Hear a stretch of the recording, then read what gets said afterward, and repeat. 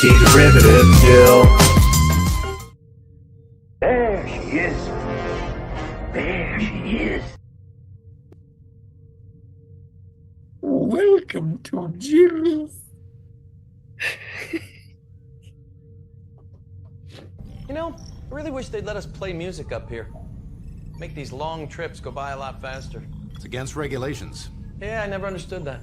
They just don't want us having a dance party when a proximity alert goes off. See, that's a dumb reason. Because we'd already be on our feet, ready for action.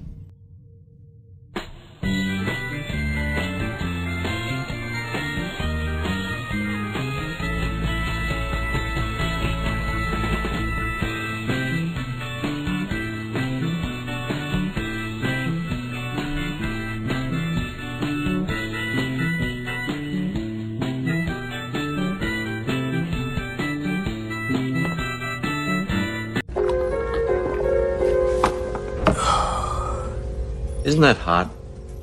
Extremely.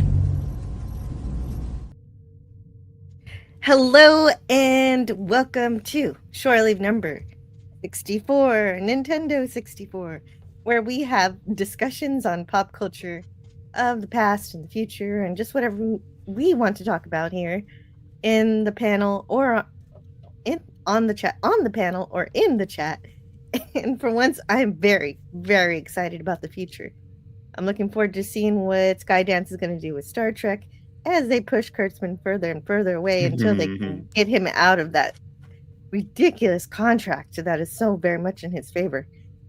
And something short of a miracle has also happened with Stargate. They're actually going to create a sequel series that pays respect to the past using real creators of the series, exactly what I want for Star Trek.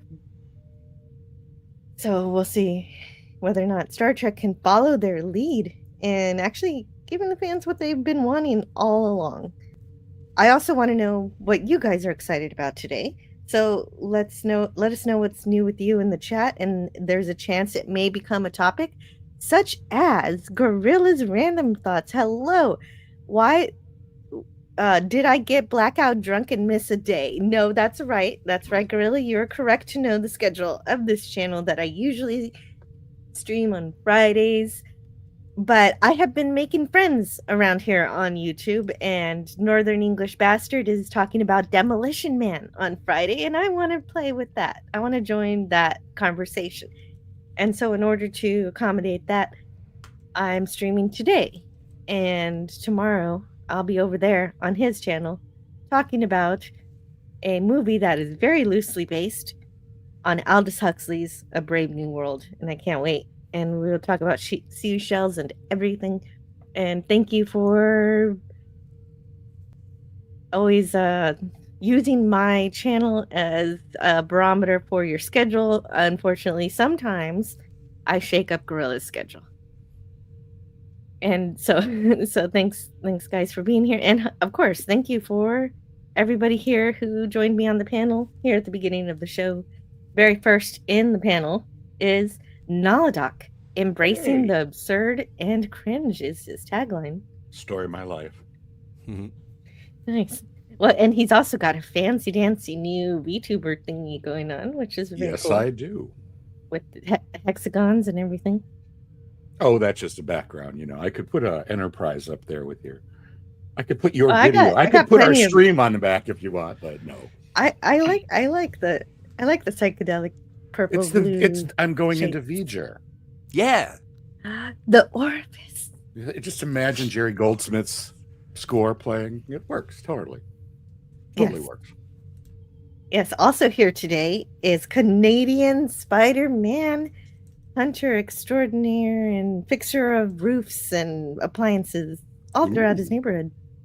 That is a true story. I'm actually just cooking up some venison breakfast sausages that I ground up with a friend not too long ago. Yeah, it's How still Canadian. beautiful morning out there. I should be out there looking for something, but instead I thought this would be more fun.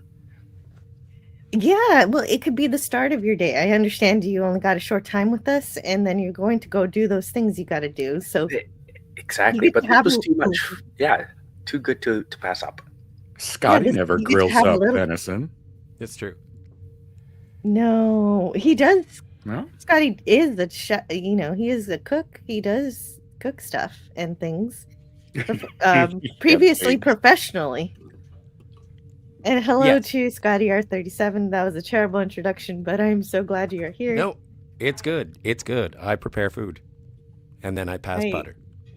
Well, and you can also mix drinks too, so you're multi-talented in that regard. And Yes. hope you're having a good Thursday. A Yeah. good week overall. Great. So before we go any further, I also want to say hi to everybody who joined us so far in the chat. I may get on StreamYard and read prayers to our Eldritch God, says Sigvaldison. Oh, Hey, Siggy. interesting. Well, if you ever do grab a microphone for real, let me know and we'll see what happens. You've got a membership. You do have a sometimes you do get invited. I did put the channel link to this stream in the membership tab. If you're a member and you have a good microphone and internet connection, you're welcome to give it a shot. Jill learned the hard way to scan my comments before she reads them. Sometimes I have. Sometimes I still trip up James Caserta, but thank you for always keeping me on my toes. And thank you, so- Jill, for scanning those comments. Absolutely. Absolutely. Well, and we have I fun kid, here. James. We're just tussling. Stargate is the poor man's Star Trek. Well, I think it's inspired by Star Trek in terms of the teamwork and the camaraderie, but it's a whole different thing, a little more earthly, a little more bound to traditions of mythology from the past and making it, real within the Stargate universe, which is a lot of fun. And I think it's got a personality of its own, which is great. I think actually the only time I stop enjoying it is when they actually get a spaceship, and now they're just flying around like everybody else. I like it better when they can only use the Stargates. You didn't like Universe? No, not really. And I like that one. They don't use Stargates but that was the whole point. Yeah, I know. Then it Well, they becomes still just- used them. It just needed to go in a different. There's a huge barrier to entry of of the Stargate franchise. You just can't go. Oh, I'm gonna wet my fingers in that and go. Oh, there's how many seasons and episodes of how many series? It's Well, you just got to get started. So I came in at the Universe level and worked my way back a bit. That's why I love Universe. But Oh, interesting. I like the end of Universe because it promised to have more interesting things because they finally found a map and they finally figured out how to turn on the and they GD canceled lights. it. And they canceled it. They canceled it exactly when it's promised to finally start Exactly. being interesting. It's like Enterprise, Star Trek Enterprise. Just as they got really good, boom. And then we got JJ Trek. Sorry for bringing that up. Yeah, but you know what? It doesn't bother me anymore because JJ Trek is over Gone. forever. James Caserta. What's that? I was just gonna say I saw the movie Stargate, and I saw the episodes occasionally while they were on the TV. But when was the last time MacGyver was in any of the Stargate franchise? Ooh. He actually made cameos in Universe, one or two. And he was in Atlantis off and on, wasn't he? Kind of the same way as a Yeah. cameo, not as a main lead. Is that 10 years Oh, ago or? Oh no. Universe has been off the air for 15 to it wasn't about 2010. Universe went off the air right around the time the Sci-Fi Channel became the Sci-Fi Channel. Yeah, it's been a while. Yeah, Stargate's been that was officially dead for quite some time. 2009, it says here. So 2010 or so. 16 years. Yeah, my goodness. Over 15 years ago. That's wild, but there's some hope in the future for it. Stargate was generally a good series, says Archer Collin. Although, one had to ignore the fact that most of the societies they came across only existed after the Goa'uld had been kicked off the Earth. Yeah, there's a lot of conveniences with that, but it's still fun. Stargate Universe, to put it mildly, sucked. I especially disliked the end of the episode where there was like 15 minutes of some kind of emo song for no reason, and they panned to all the characters as if I actually care about them. That was not an emo song of your life. That was Mumford and Sons. Oh, I like Mumford and Sons. At least I remember liking them. It lost me with the replicator spider robots. The replicators? No, those are fun. I still like those. Those are good. And hello to Latino Slant. Oh. OBAA still sucks. In your opinion. That movie. I think it's a pretty prevailing one. I appreciate the 2 pesos. Spidey says, "Good morning. We very much look forward to Western Canada becoming independent." Oh, okay. A much closer relationship with the U.S. will happen, and together we will invent Stargate. Oh, Yep. I'm not sure that we will actually stabilize any wormholes, but any cooperation between countries is a good thing. So I think James. It can only get better. Well, it's because it's the French that's messing us up, right? So once we ditch Quebec, then we can cooperate without the whole bilingualism messing things up, right? It's all the French that screws up the cooperation. You guys have no idea what the hell we're saying. Well, yeah, the language barrier can be a problem. I always thought it was the flappy heads. Oh, that's a little distracting too. How does Stargate get deal with do they have universal translators? No, they just kind of say, everybody just happens to speak English. It's like Lost in Space. It's just they mention in the movies. The movies are really the only ones that deal with the language. So James Cassard in the chat says, "Kurtzman gone yet?" Oh no, the ship is not saved yet. If you're going to put it that way, James Caserta. Alex Kurtzman still has his contract until the end of next year, and hopefully does not get it renewed whatsoever. But he is a good politician. He's a better politician than he is a writer. So I'm trying to not be too optimistic that he's going to be completely shut out. But it does seem like Skydance is interested in giving other production companies a chance to make Star Trek, which is good news in and of itself. And I'm trying to be happy with that. And hopefully I get pleasantly surprised next year.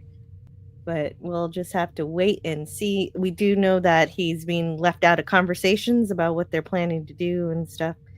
So that's good. So he's being left out of things. But one thing at a time. Was Secret Hideout responsible for the Kelvin trilogy? I know Bad Robot was. Bad Robot was. Yeah, and Kurtzman did write the first 2. Or co-wrote. Yes, Bad Robot was. And the thing with that is that it kickstarted Kurtzman's career, and his work with Bad Robot is how he got control of the franchise and hopefully loses it now.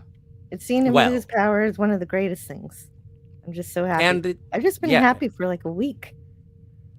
Well, and the thing is, it's I hate to say it, but no, I don't hate to say it because I want to give credit where credit is due. But Roberto Orci was the one who was really the Star Trek fan. Everyone else just sort of saw it as a meal ticket. And when Orci was going to make Beyond, they were like, "Nope, this is too Star Trekky," and so he was drummed out. And sadly passed away at a young age. Oh yes, not in results to him, like not by no, hand or anything. That was recent. That was this year.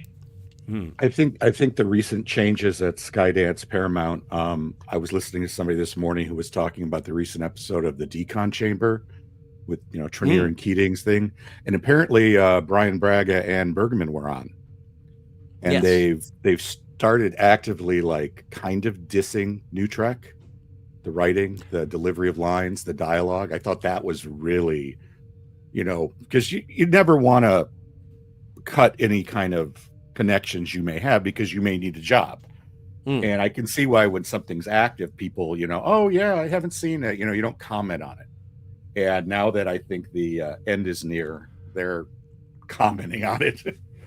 Well, even then with Berman and I'm glad. Braga, they were talking about it just in terms of the formality of the dialogue and how it was sort of a higher intelligence level, and it was mild criticism, and they were basically, it just takes me out of it, and it isn't what we had understood Star Trek to be pre-end of Enterprise.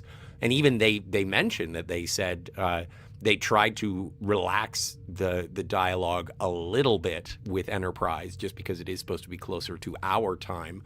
But when they hear the swears and high five and really like that sort of quippy weedification of dialogue is just like, that's not Star Trek. And I think that even that's a great point when people say, oh, the writing sucks. It's like, the writing sucks is such a blanket statement. It's like, no, these two guys who ran Star Trek for forever and a day are like, the dialogue is terrible. If you could clean up the dialogue, it might even be more forgivable. You do have to be more specific when you say the writing is bad, but the writing is generally bad in New Trek. And even Robert Picardo, who worked on Academy, was saying that his character as the Doctor is not written at all that in any way that he remembers the Doctor speaking from Voyager. So it's terrible. not going to be, Wait, and that's because he is very nice to all of that whole thing. the writers were probably like, wait, what's Voyager, man? Yeah, you're being too extra. We tried to give you some Rizz. What's a Rizz? Oh, come on. I have it if you want some. I got lots of Rizz. Scotty's got so much Rizz. Hi, Max. Oh my god. Spidey's Okay, got I got it. Rizz. Max has Rizz. I got it. Oh my god, I got it. I have a cream referenced that'll Urban treat the Dictionary. Rizz. Hello Hey. to Euler Greg. Is he here? Hey, Greg. Hey, Kim. Is this the blog where we talk about the films? The films. The films, the Okay, sci-fi. you're saying all of the sci-fi things I don't films. know. The sci-fi films. The girls on film. Exactly. Okay, so why do I need a dictionary to talk to? I was trying to speak, Max and Redstone. I was speaking a little bit of Gen Z. How do Rizz- you? Rizz is short for charisma. Yeah, and being extra is just being too much. Well, I know 67. extra. That one. Six- Why are you seven. being so Seven. extra? Great. I don't think you say the Because- and. I think it's just 6-7. But what's film? Oh, 6, 7. Yes, you're right. No, I'm bad. Film is not. All right, there was a movie called The Gentleman, directed by Guy Ritchie, and it's kind of like Snatch in a modern day. It's like things that it's a dramatic story that revolves around like one or two people, and it goes in a circle and it just involves like these intense characters. And one of them is played by Colin Farrell. He's this Cockney boxing coach, and towards the end, it's like, you know what? I wouldn't you know it? I'm in the film. I'm producing films, and last night I produced a particular type of film. Like he's pronouncing film. Yes. Well, and that I worked with an Irish guy, and that was the funny thing. That's why I bring up girls on film. Is because when he loved that song, and then he would sing it, and then it's like there's no letter between L and M. It's just film. It's sort of like in the Hollywood episode of The Simpsons where they had an ad that said Flim Springfield. Oh yeah, nice. So, film. Actually, Scotty, in Polish, if you say it, it's film. Film. Is it? Grew up near a street called Elm, but in all the Elm? Polak because the it becomes two syllables. So. Cholera. I'm half Polish. Ah, This is, of course, true. Star Trek was awesome to begin with when it was just Star Trek, the original series, of course. You know, I will say one thing. One good thing about Filth Trek, it's that that rock and roll Enterprise from the first Star Trek movie was pretty cool. Just the basic design, you know. Oh yeah, the refit, great. Yeah, but I mean, are you talking? You're talking about the Apple Store Enterprise. I'm talking about the Apple Store Enterprise. It was cool for a second. I think it looks like it's melting. Like somebody took a candle to it and it's falling apart. Like I said, it was cool for a second. It was like the rock and roll Enterprise, and then it's like you saw how people interacted with them. Like, okay, where's the Genius Bar?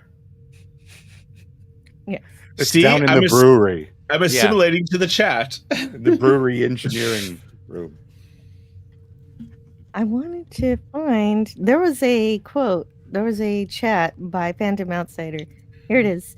You got to go to a planet. So talking about Stargates, you got to go to a planet, then you build a Stargate to it from Earth because you can't just go to a place you've never been. And then he said something because I have a quote to.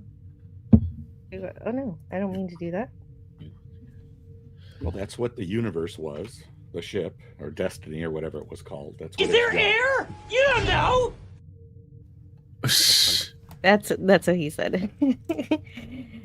And yeah, that's the case. Well, in Stargate, they usually send their MALPs, the little robot drones, to check out a planet that they don't know about yet. So that's usually how it's done. And then he also says here at the end, let's just read it before I've even read it. Did you see the news on how they have now altered the alphabet song to separate LMNOP to LMNOP? Shaking my head. Oh no, yeah, no, you cannot alter the alphabet song. It's already been created. I guess you can alter it or you can make a new one, but that's a new alphabet song. I mean, you could alter it for, people who have a stutter. So what? It's not Eminem. Come on, that was funny. But it's a rite of passage for children to have to deal with that part of the song. Separate LMNOP. LMNOP. I thought it was one letter for the longest time. Where's the P? It's running down my leg.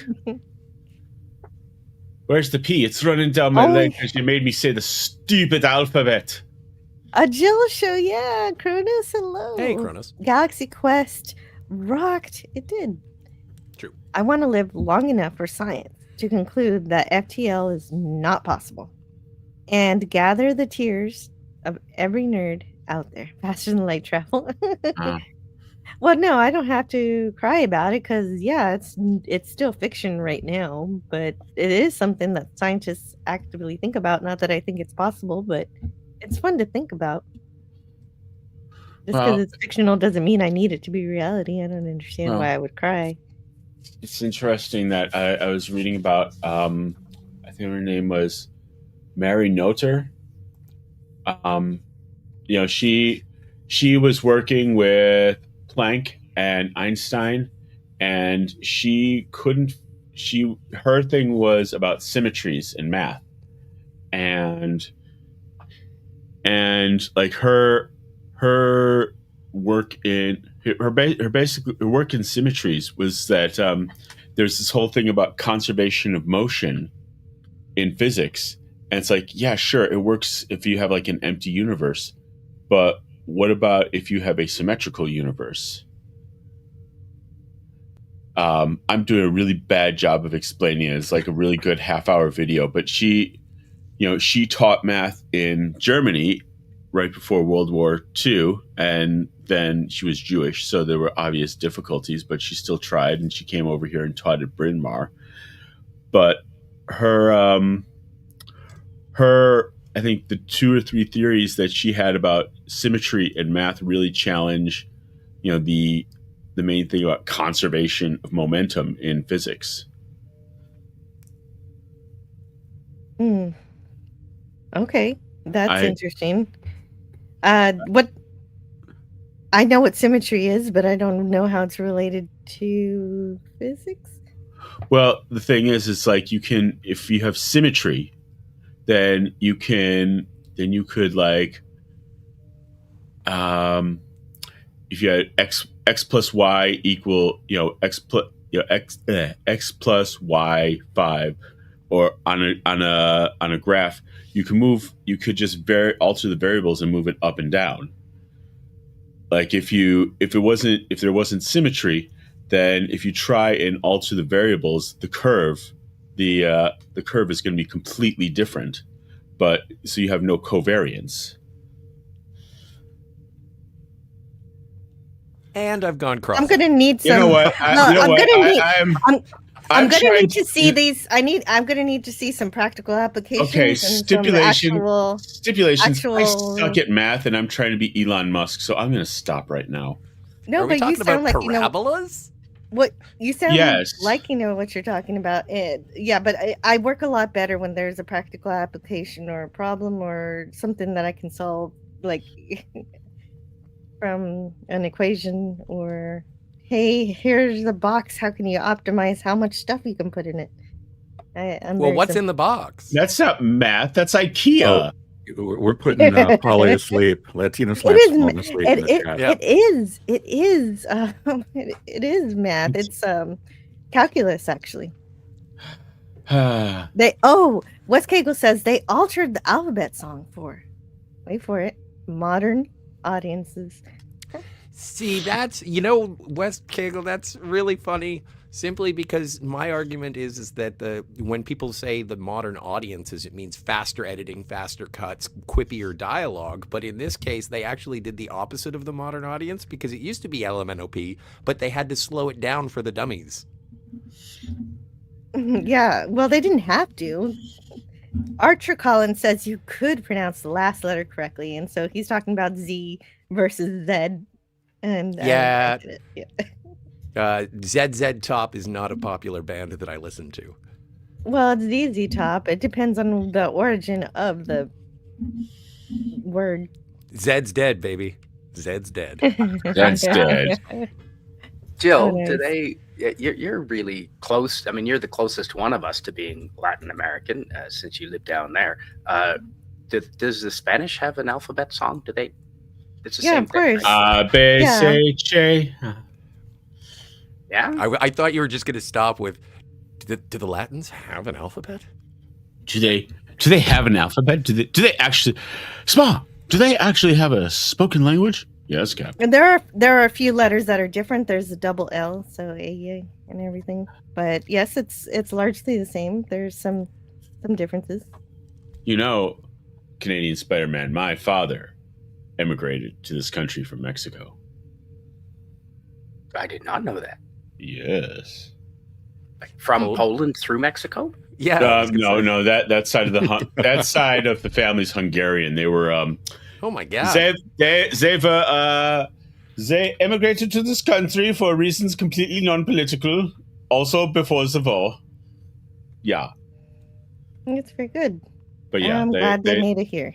They emigrated to Mexico instead of America. So.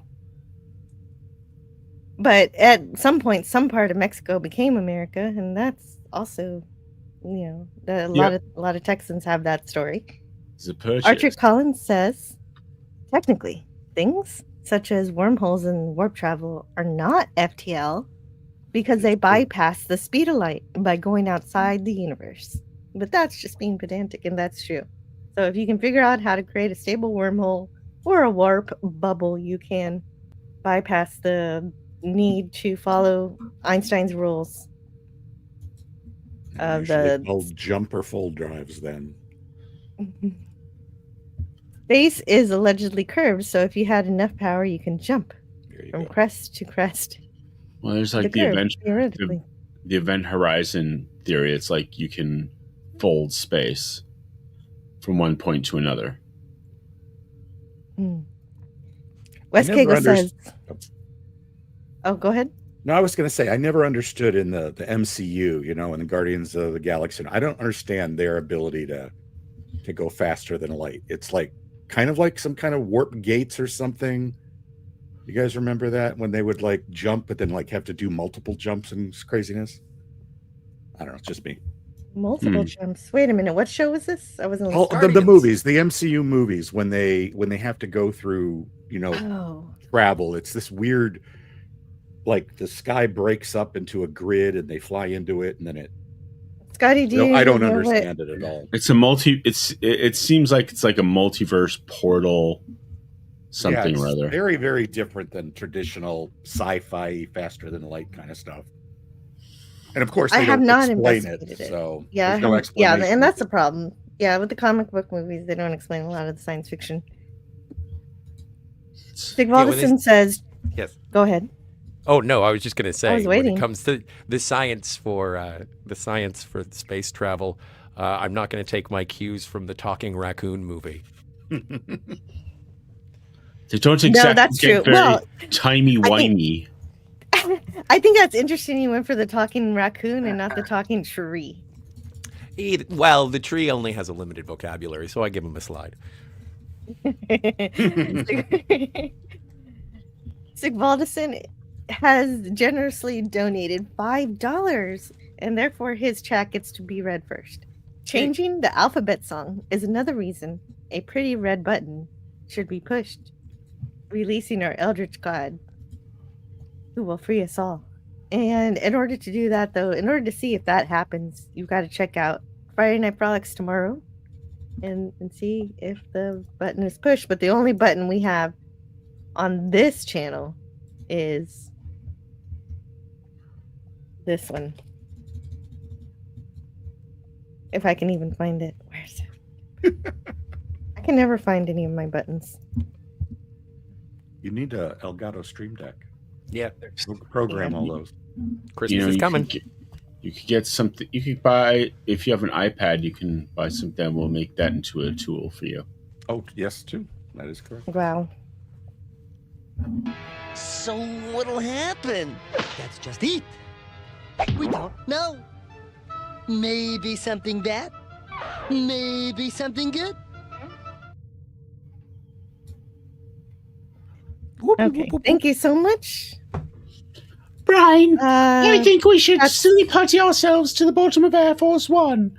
But for what reason? Because it's fun, silly willy. Well, and when Scotty makes that noise, I immediately think he wants to talk about Futurama. So, did you have a?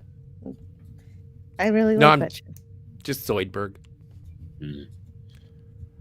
Zoidberg is part of Futurama. And then completely unrelated to anything we were talking about. I don't know, because Zoidberg is an Guardians Eldritch of the God, Galaxy. isn't he? No, he's not. I thought he was. No, why he's not Zoidberg? Sorry, not sorry. You didn't, I need Guardian of the Galaxy songs at the time. I need them all the time. They're great. I still haven't seen the third one. Oh, it's wonderful. I have not. I have just one problem, and I've already told you what my problem is with the third one. What is it? Oh, okay. Spoilers for the third one, Scotty, if you're okay. Yeah. So there's a point where Raccoon goes into the afterlife to see his friends who were abused by the main villain. And my problem with that scene is that they're all still abused. If this is the afterlife, they should be okay again. We should have got to see them from before. Pause. So, They were hurt. What if Jill? They're masochists. Well, but it's the same. So is it kind of like Anakin showing up at the end of Return of the Jedi, like young Anakin? Oh, that's not what happened. That's not how that movie ended. No. It was not. I know. Yub nub, dude. I'm on your side. Yub nub. I'm just saying that. Yeah. When you last saw them, That's how they should be presented in the film, just so that the audience doesn't get confused and you see a walrus and you're like, where'd the walrus come from? Although I guess audiences could piece it together, considering there was only one walrus in the trilogy of films. Yes, it does happen later. So John the Beagle Dad says, just gather.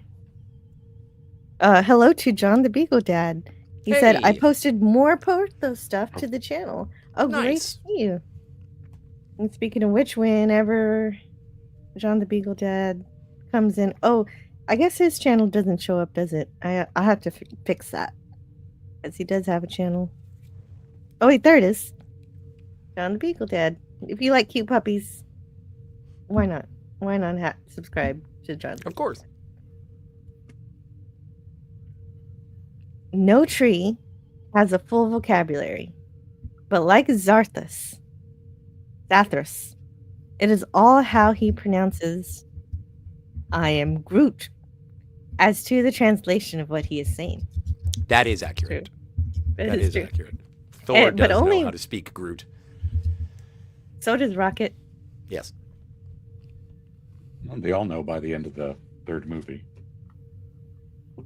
And including the audience. Oh, that's because we Remember we become part of them at the end. I'm trying to not do this. I'm trying to do this. There we are. Nice pick of the Refit Enterprise. This is not the Refit, this is the A. But it is similarly looking and it is beautiful. Well, that's an interesting question. At least to There's me. a question? Well, because like the Constitution refit, did they just started making the refit version of the old Constitution? Well, it depends on what lore you read. And it's it was going to be the Yorktown, and then they renamed it. Right, but it would be like the Yorktown refit. Refitted. Like they don't make new refit constitutions. Well, no, it wasn't a refit. It was like the Constitution Flight 2. Oh, okay. They make, it's like for example, with submarines and naval vessels, you'll have flights of this is version 1, this is version 2, this is version 3.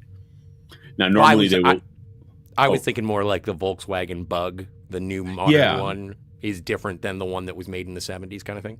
Yeah, like there's the one that was made in the 70s and there's the one that was made in the 2000s and they made a 2010 one. You know what I'm saying? But it's still... I know nothing about VWs. No, I've heard that you're completely ignorant on that model of car. Yeah. I stare out the window looking at my my two vintage ones. Would you like me to tell you about the person who invented the Volkswagen? I'm assuming it was Ferdinand Porsche. You Jerry can, Volks. but before His you name do, was Jim Volkswagen. Yeah. Okay. That's the official. Okay, so hello to Brogu. Hey, Brogu. Brogu's here. Hi, Brogu. There's no alphabet song in Greece. If you can't comprehend certain things at a certain age, we treat you the Spartan way. We take you high on the mountain and leave you there for the wolves. Somehow, I don't think this is true. If you don't learn the Greek alphabet, they abandon you. That's It's interesting good. because I had a science teacher who taught us the Greek alphabet. Not that I remember it, but alpha, beta, and all of that. And Yeah, I think we need to did learn sing a that. song. I need to learn that Tom Lehrer chemistry song someday. Is it Lehrer? Oh, I think it was yeah. Lehrer. I really need to Probably, learn yeah. that someday because I'll never learn the table other than that. Daniel The element Radcliffe table. can sing the whole thing. I need to learn it. Kudos, Daniel. That's brilliant. He did it on a talk show one time. It was Yeah, mnemonics are so important in learning, Yes. especially numbers and figures. And in script memorization. I always used to just write it out, and that used to help me. And welcome to Tiger Stripes. Hello. Hi, Tiger How are you Stripes. today? Hey, everyone. Hello. Hello. Hello. Morning. Good morning. It's still morning. It's still morning, I think. Oh yeah. Yay, me. Oh yeah. Mm-hmm. Oh, yeah, it's still morning for me too for another 19 minutes. Yeah. Oh, we're in the same part of the world, so that We are. We are. Yeah. Hey, everybody. Hey, hey. Just So hanging things have been going wonky on the internets and the social media and the computer stuff ever since Amazon. It turned out that just about everybody's brain is over at Amazon in their cloud, and that dropped out 3 weeks ago. And then when it came back up, I found that a lot of the things that I relied on had lost user friendliness. And I don't know if it's just because I'm still on Windows 10 and the bottom's dropping out of that and they're trying to just sort of change or what. I was wondering if anybody else has noticed that. Well, I'm not really familiar with the Amazon cloud reliance. Oh, yeah, it was all in the news. It was quite a Oh, shock. no. The only thing that bothered me I am was familiar that with it, but I haven't used it myself. It's not something that I had to contend Well, yeah. with the loss of because I never employed it to begin with. Yet yesterday, It crashed. Cloudflare had a problem, which Yep. really also impacted a lot of people and a lot of apps. There's also some other changes with other software. For example, like Gmail is starting October 10th, started incorporating AI and basically reading your emails unless you opt out. And if you opt out, they like completely destructure your inboxes. What do you mean by destructure? You mean they're no longer in chronological order? No. It's like in Gmail you would have like your main inbox, and then you'd have like priority, promotions, updates. Like you had like a couple different couple different shelves or drawers to put emails in, and it's like, okay, if you have like 2,000 emails in your primary inbox, you have 2,000 emails, and then all of a sudden it took away those drawers, and it's like, okay, wow, now you have like 16,000 emails in one inbox. Okay. So that's actually usually the way I rock it. Just on, no, I got but I'm you. still doing Yahoo, which is there's like a video on YouTube where people are just talking about their different email addresses, and at one point somebody says, "Well, I'm on Yahoo," and the person literally slaps him in the face. Yahoo. But no, the thing that I've noticed mostly is when I go to Amazon, I can no longer access the reviews. Oh, I know, it's quite a shocker.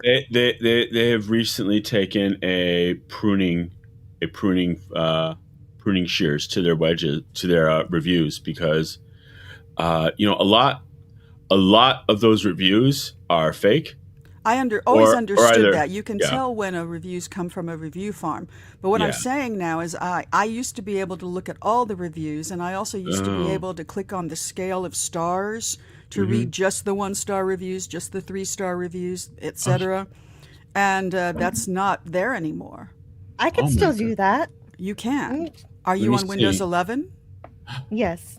I'm on That could Mac. be the thing. I could be being beat over the head, but I don't think I can make that change in my life right now. It would involve because you a would new computer.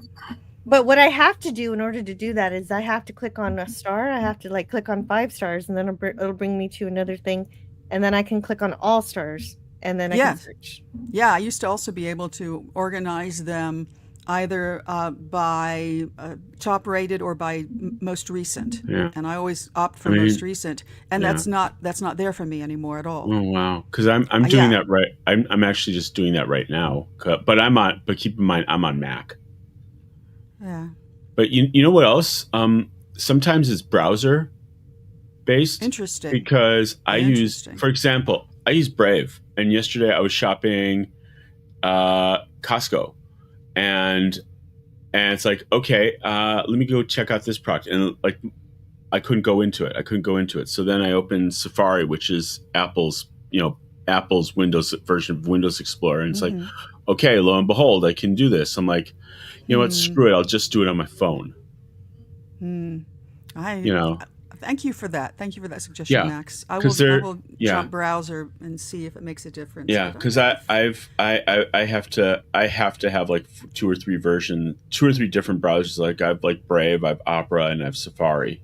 Well, I just So- want to thank you, Max, for telling me that AI is reading my emails. I'm turning that off now. So, The but beware. shittification continues. But yeah, it's it's like, yeah, they are. It might alter your email inboxes, but it's like it's very weird for me because I have like 10 emails that I do different things. Another loss of functionality on YouTube. When I watch a short, there used to be a little thing I could click in the upper right-hand corner, and then the video would bigify, just a little. But I appreciate that, and that's gone now. That function is gone for me. Yeah. Archer says someone recently suggested I use DuckDuckGo. Yeah, I'm pretty good. considering seriously changing. I do all my searches on DuckDuckGo. I like Brave also. Brave is fun. Yeah, I do. I sometimes go to Google, but rarely now. It's just because, God, it's gotten to where it's like all AI. Yep. Yeah, no matter what you search for, then they throw that at you 1,000 times in the next couple days, and yeah, no, thank you. Oh my God, I've told YouTube so many times that I don't want to watch. I was just going to go see if the shorts are the same thing as you were describing.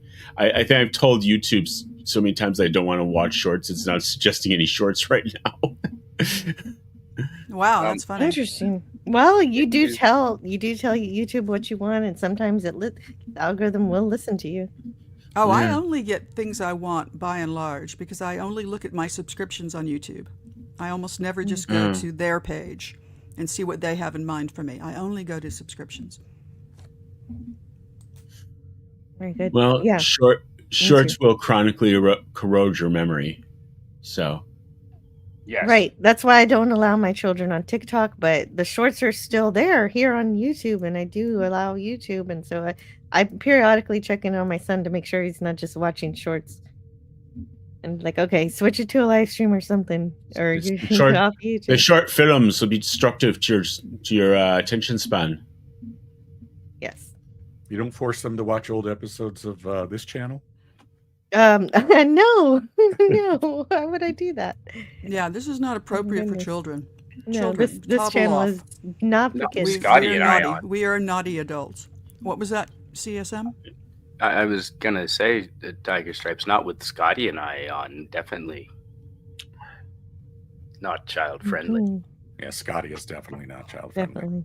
We can talk about him since he's not here. Oh yeah, he did drop out, didn't he? We could talk about Scotty's fart channel. It's just Scotty farting. He's out of the room. Oh, since I mentioned Daniel Radcliffe, apparently he's in the news because he wrote a letter to the new Harry Potter, saying, wishing him a better time on the new series. A better time. That's oddly worded. I don't know. I know, right? It was just like a positive letter. It's like, hey, chaps, hope you have a great time. We had a great time doing the series, and we hope you had a great time. So it's just sort of like, well, I mean, I do I trust you or do I trust Jill? Now we have to find this letter. Okay. Okay. I wouldn't say that anyone who is going to play Harry has to call me. I wrote to Dominic and I sent him a letter, and he sent me a very sweet note back. So I guess I don't know if the whole letter is here. Well, you know what? I think the thing is that like he said I have a great time and I hope you have an even better time. So he's not saying that there was anything wrong with Okay, even better time. That's fine. I think the comparison was that recently, like Emma Watson dropped a note to J.K. Rowling. She actually did that quite a while ago at an awards show. And it was the same awards show that she had just completely dissed in public at a podium on J.K. Rowling. So, yeah, the hypocrisy is just... Yeah, so you that's... can spread that one with a jam knife. Okay, so you can see that. It's like that. I think the news were just making an item about the... Oh, yeah, it was a nice thing to do. Yeah. Even better. Even better is not just better. Mm-hmm. Knock it out to the park, lads. But I won't be watching. Okay. I'm Yeah. going to not only watch it, but review the first 2 seasons and decide from there if I want to continue. So you're gonna watch you're gonna watch the new Harry Potter films. That's very brave of you. Who's making it? Is it Amazon?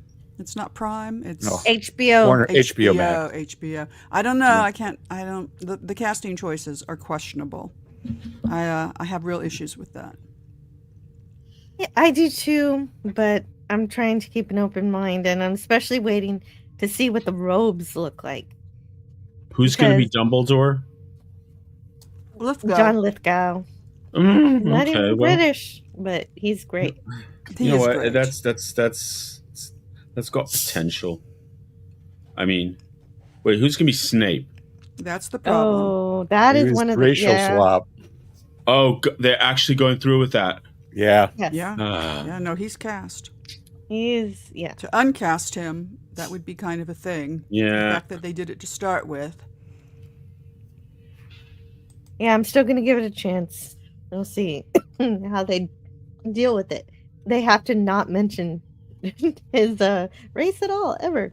And it just would be because wizards don't care about your race; they care about how much magic blood you have. Oh, and then to put a bow on the whole Emma Watson thing, Rowling wrote a scathing retort. Yes. And you have to read that if you haven't, because it's just the best thing ever. It's just so brilliant and beautiful and wonderful, and it just tells you everything that you need to know about the situation. Yeah. So it's worth reading. Yes. It is. That was a good response to her. Yeah, and it's not just, well, what have you done for me lately? Token is better, I think, is what Cronus was trying to type. But of course, I didn't say they that. stand on their own. We don't have to say one is better than the other. They're both they're apples excellent. and oranges. They're apples and oranges completely. They're both fantasy Lord of the Rings worlds. Is Apple. And, but they're substantially different. But they're both fantasy worlds, so they do have that in common. I'd say that Tolkien is the apple, and Harry Potter is the candy coating that somebody put on the apple. Well, hope that this new Harry Potter is better than Rings of Power on Amazon in terms of adaptation, because that's just a nightmare. Well, all they have to do with the new Potter is stick to the book. There's so much more content in the books that didn't make the movie because that was cut for time. Yeah, that's all they have to do. As long as they don't make up anything new, they should be okay. And they've got so much material to work with. They shouldn't have to make up anything. I saw some comments by Chris Columbus, who directed the first 2 films. He was really upset that, like, costuming, they're just borrowing the existing costumes. Like, he was all upset about the new Hagrid. They should be upset about and that. He's like, why? What? You do something different. I mean, he's like, I did that already. You know, I guess basically, as the director, he would have final approval on a lot a lot of that. And I don't know. I don't have any. I have no vested interest in Harry Potter. Wait a minute. Wait a minute, Todd Michael. Excuse me, no, Duck. Sorry about that. Are you saying that the new show is using the movie robes? At least in the Hagrid stuff. When they were releasing the actor and showing some stuff, he was in the movie Hagrid costumes, and Chris Columbus was like, "Why aren't they doing anything new?" I don't care for their Hagrid casting. I don't. You don't like Nick Frost? No, not particularly. I saw something that he was in. I didn't watch it. I only watched the bit of it where he showed up. The live action version of How to Train Your Dragon, a franchise I really love very much. And instead of using Craig Ferguson, who would have been perfect for the role that he played in the animated film, they used Nick Frost, and he was all wrong. Sometimes somebody's just all wrong. Anytime they have an option to use Craig Ferguson and they don't, then I am on board with what you're thinking. Absolutely. Exactly. More Craig Ferguson. Agreed. I don't know, but it's hard to kind of tell how somebody's going to play something until they actually get into the role. Just looking at stills, I don't want to judge their performance based on that. Yeah, but if you can't get Craig Ferguson, at least ask Jeffrey Peterson. Okay. Jeffrey could be Nearly Headless Nick. Yes. I didn't know which ghost. That one. Because there really aren't any. Are there any skeleton types in Harry Potter? I can't think of anything very distinctly skeletal. Sure. Yeah. The God, what's the word, Jill? The undead. Not the Dementors. No. No, Well, the that's Dementors me. are pretty skeletal, but you can really barely see them. No, Yeah. Oh, I know what you're talking about. Yeah, the ones that are Menti. under the I water. wanna yeah. Okay. And Yeah, they're quite skeletal because they're undead. Well, there's They're a in place all for various. Joffrey. Yeah. I'm just imagining Those in the are middle of called- Harry Potter.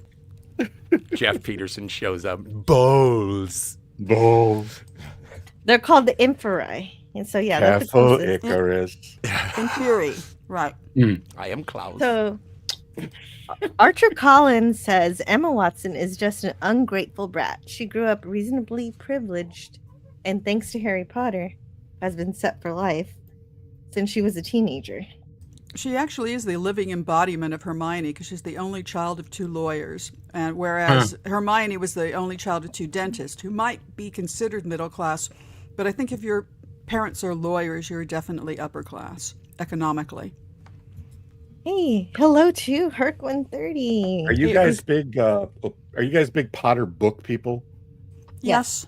Okay, so just I need to know: did she ever like undo the memory thing with her parents in the books, like at the end? That was never resolved. I in don't the- know that you can. I just undo wasn't that sure. I mean, I only know particular charm. the movies. They went to Australia. They're ostensibly safe there, but did she reunite with them is something I'm not sure about. If And you can then- undo the Obliviate like that. Yeah, Obliviate's a hard one to undo. And then there's also the charm in the book that she put on the person who was not Cho Chang, who was a traitor to the Dumbledore's army. And Yeah, she- that was Cho Chang's friend Yes. who had a parent in the ministry. Right. And she hexed that girl with a pimple charm that was so severe that she was scarred for life.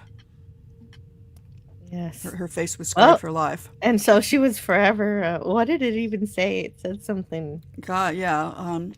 like I've got it. Yeah, there was like a word across her forehead in pimples. Great. Yeah, really It was great. savage. Noxema. Hermione can be very savage. Yes. Face tattoos. Jeff the robot. Marietta skeleton Edgecombe. was this, I And think. then the word across her forehead was, I think, sneak. Or across her That's it. face. Yeah. Yeah, I've got a visual for her. Let me try to. Within the last 2 weeks, I saw on Twitter there was somebody had posted this fake meme of you called her Cho Chang, right? The Asian girl in the well, Yes. but the With a meme was beautiful like Scottish accent. the meme was like the text of the meme was like, oh, of course they have one Asian girl at Harry Potter and they called her Ching Chong. Well, the thread blew up with all these people arguing whether Sure. and it was one of the dumbest things I've ever seen. There's nothing like a good nerd fight. Well, the only And I hate problem that with word. the only problem with Cho Chang is that both of those are last names, so they should have given her a first name. And Ah, that's where Harry interesting. lost his virginity to her, right? There she is. There's Marietta Edgecombe. Oh my! Yes. There, now you can see. Oh, that's a fairly nice picture because, like I Yeah. said, in the book, she's just scarred for life. It's Very Jesus. subtle. it's real bad. And What because is it's that done with place? magic, you Smeek? can't even hide it with magic. Smeek. So, Sneak. yes. Oh, it's an N. Okay. Hmm. Yes. There we go. Yeah, the person looks who like betrayed Hufflepuff. Dumbledore's army was probably Ravenclaw. Yeah, she probably was Ravenclaw. Ravenclaw and Hufflepuff like don't exist in the movies practically. No, We could do with more of them, but we could have done with more of them in the books. But- So, at least we had Luna. yes. She's a good representative. Mm. So, anyone like the Dance of the Dragons? Dance of Dragons. Sure. Railroad? Game I- of Thrones? I haven't read it. I haven't read Dance of Dragons. Well, it's one I of the think books, isn't it, in Game of Thrones? Yeah, that's right. Yeah. Yeah, I've read them all. Yeah. No, I I've was read a fan. couple of them. I was I've read a big fan of two of the them. series, and sorry that it went completely, not completely to hell, but largely. They Yes, it rushed. did They go rushed that last Are you season. kidding? It was such a It did- mess. It did go completely to hell. I'm not going to be the Queen of Ashes next episode. Aren't those guys making something? The Benioff and Weiss? Oh, they were slated to be like the next Star Wars franchise people, and then that all just went to hell when that when the sequels went down the toilet. So, but that's why they were rushing that last season too, because they were in such a hurry to get there. Yeah, because they were in Star such Wars. a hurry to forget about Game of Thrones and make a Star Wars, and they ended up losing the Star Wars anyway. And they offended George. They did something to George. I Yeah. don't know that for sure, but I know it for sure. I know it in my heart. They offended him, and so he just stepped away, which Yeah. is, and it's possible that his contract ran out, and they said, well, we don't really need you. And he's like, okay, I got lots of other things to do. See ya. They needed him. They told him to F off, basically. I don't think Like that. I think ostensibly they did. I mean, it's like he came in. I'm sure he came in with like a bunch of suggestions and like, well, we could do this and this and this. It's like, George, we gave you $4 billion. You gave us Star Wars. Piss off. Oh, But no, that's I'm not also- talking Lucas. Sure. Yeah, I'm that's talking what. Game of Thrones. Oh, okay. Sorry. Yeah. But There's that's only one George. Because you asked me about Benioff and Harrison? Oh, okay. Yeah, Gotcha. Michael? I was talking about those two guys, the Game of Thrones guys, Yeah. who Gotcha. whiffed the last season badly. He's never going to finish those books, is he? No, No. I don't know Of course what's not. going on with that. So, He- there's something he- up with that. He's dug in. He might he be is angry playing- about it. He is playing with his trains, and I'm not talking about like That's right. Lionel. He is playing with like full size Burlington Northern Santa Fe trains, like Well, why shouldn't he? He owns a full-size movie trains. theater. He's running another TV franchise. He'd been a showrunner on Beauty and the Beast before he even started writing Game of Thrones. So he knows Hollywood, and that's real money. Hollywood Yeah. money is so much more money than books. So much more money than books. Yes, but it would be great if he would just say, "No, I'm not going to write that. Just stop asking about it because No, it's never going to happen." He guys. lies and he says he's going to do it, but he's not gonna, and that's why people are upset. Isn't that he's not doing it? It's that he's lying and saying Well, he's gonna. He has a nasty sense of humor. For many, many years, when he was doing autograph signings, people would come up with their newborn daughters and say, "This is Daenerys," and he would sit there and laugh, knowing the direction the character was going in, which of course they didn't know. Well, and we still don't know, and we'll never know exactly how she changes because the TV show did it so abruptly and in such a stupid way that nobody believes it now. But Wes Cagle says, "Oh, go ahead." You could see it coming. You could see her madness coming. And N- it was, yeah, and it was but it hereditary. really- It was in her family. You could, I mean, it. Yes, all I- of I it's like realize that. a good mystery. All of the signs are there. Not in the TV show. I'm sorry. The TV show, it was too abrupt. It was not. Oh, I good. don't think so. I think the things that she did every season were signs of madness. When you have an entire road filled with crucified people kind of lining the road, that's not a good thing. It's not a good madness. thing. Things they are a changing. But she was essentially mostly positive, and it wasn't any kind of thing that you thought she was going to level a city. I think it was too extreme. But Wes Cagle says, "Well, I have to write an essay for you." Wes Yeah. Cagle says, "Not sure what everyone else's favorite is, but Luna is my favorite Harry Potter character, and mine too." I think that I identify mostly with Luna. Like everybody, I want to be a Gryffindor. And then I kind of Not thought, everybody. the Hufflepuff people are the people who get things done. That's and me. I thought, I think I might be a Hufflepuff. And then I finally kind of figured it. Oh my God, I'm a Ravenclaw. I think, oh my God, I'm a Raven. I am Luna. Yeah. I I am would the never heard outsider's anybody be outsider. upset. being It's a hard to be an Ravenclaw. outsider. It's not easy. Nah, you get used to it. Yeah, you get it from all sides. That's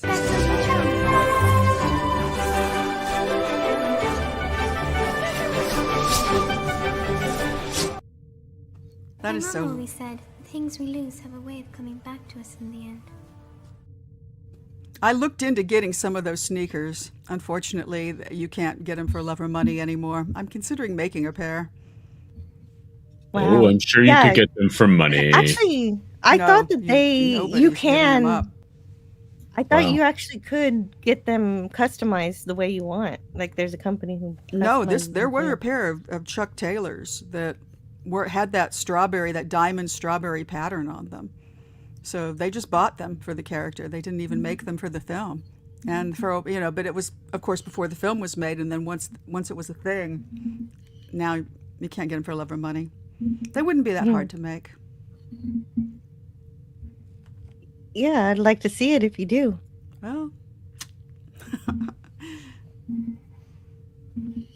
So, Cronus never read the books.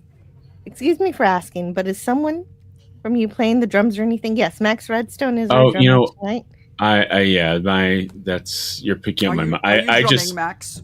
no, it's my mouse wheel. I just switched it to a scroll from the little ridges. Wow, it's really picking. Your mic is picking it up. It's not the Wait, hold worst on, hold sound. on. Wait, hold on. I'm gonna do a little solo here. Okay, I'm done. All you needed were the cymbals. Wait, hold on. That was my coffee cup. Spidey says, Spidey, could you read your own chat? Yes, I'd say they should have, for the real life version, they should have used real life dragons, Komodo dragons at the very least. You can find them in northern Australia. Spidey, they don't breathe fire. They see that Or fly. that's CGI Mm, for the they fire. They did a very beautiful job of the dragons in Harry Potter, I thought. Definitely. I mean, there may have been other animated dragons that did, but when they opened their mouths and I saw those twin jets coming out, I'm like, okay, somebody has really done their thought process about this. About why a dragon can breathe fire. But I think that is directly ripped off from, well, maybe not directly ripped off. Maybe it was an homage. I don't know the origins of the breathing fire, but that is from Reign of Fire. That was the first time I ever saw it. Okay. Which is an amazing dragon movie if you haven't seen Reign of Fire. Reign of Fire. Have you seen it, Tiger? I have not. Did I ever did I see Dragonheart in the theater? Maybe. But I have not seen Reign of Fire, no. Neither have I.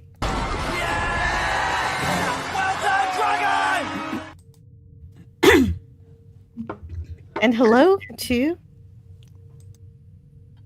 Low Specs Linux Gaming. Hello, Jeff. How are you? Hey.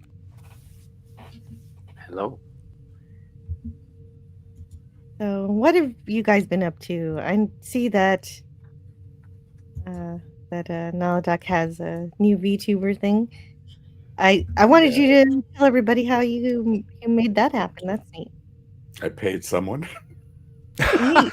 Awesome. It's called money. But before I lost my job, I hired a company to take some of my brand art and make it into a 3D. Well, it's actually 2D, but it has some 3D elements to it. Still dialing it in and dealing everything, but yeah. I always wonder if I want to do that, which is the main reason I mention it. I don't know. I'd need to find it. I mean, even though it's a VTuber, I'm not a VTuber. I don't consider that's a whole type of streamer. That it's a whole world out there of people with, avatars that basically you motion cap grabs it and moves it the way you want. But it's I just don't like being on camera, so I wanted to have the next best thing, which was me on camera, but not on camera. I think it's rad. I like it too. Yeah, me clever. too. I was immediately interested in one. getting one myself until I found out it cost money, in which case I'm okay. Oh, and this was a cheap. This was on the cheap too. This wasn't like there are some that are amazing. And this doesn't give me the full motion I want, but if I get hired again and actually ever get monetized on streaming or something, perhaps I'll reinvest. Nice. But Well, it looks great, sir. how long have I been supposed to been starting streaming, Scotty? How many years now? How many years? Well, we're still waiting for the Knots Landing retrospective. It'll happen. Great. That's all I care about, dude. And then the Norwegian show, Bananas and Regret, we'll be doing that with Terrier. Yes. And yeah, it's gonna be great. And then do that Lake Erie show. We're gonna do that show on Lake Erie on the islands, and that's what I'm hoping for. And the thing that all of these plans, everything is going to absolutely fall into place. And then the day before, it'll be like, sorry guys, got a job. Yeah. Too busy now. Oh no, my chronic depression is back. Sorry, I'm not gonna. Yeah, exactly. Whoops. I am easily misled by my depression and other things. So are you Chad Allen? Nope. I only just noticed that. Nope, but it's named after him. Okay. It's my cousin's name.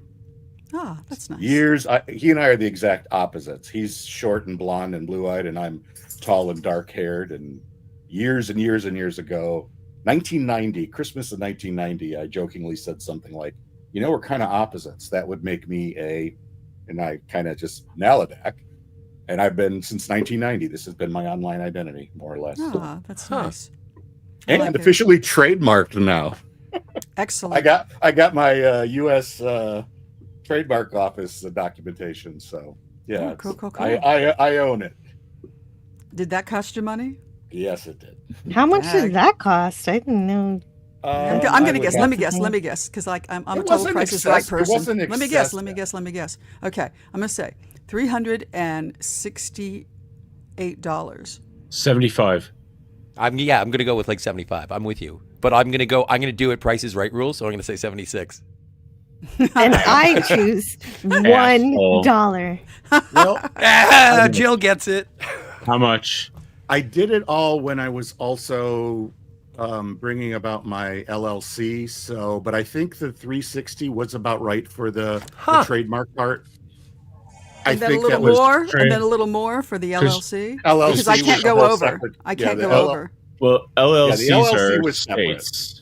Are state patent and the trademarks is with patent and trademark office. Although you can do state marks. No, I'm just saying I did all the work at the same time through the same lawyer. So it's just remember you got to renew them every 10 years. Oh, why is my other half? Oh my God, you do. Yes. What a nuisance. That should be for life. No, Coca. It's like there's. Do you know the skate shop Supreme? Yeah. And okay, so there's. It's like, okay, there's a skate shop. It's called Supreme. The thing to remember is they have this red logo with white lettering, and it's just very distinctive. And beyond being a skate shop, it just became a brand, $1 billion brand.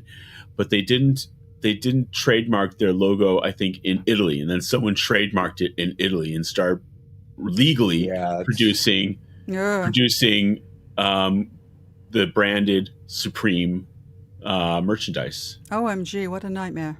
But it's only U.S. trademark. I mean, you know how much money you'd have to spend to do to make sure you need a legal counsel team. Well, you have to do it in every country, but I'm just saying if you're a brand. Insane.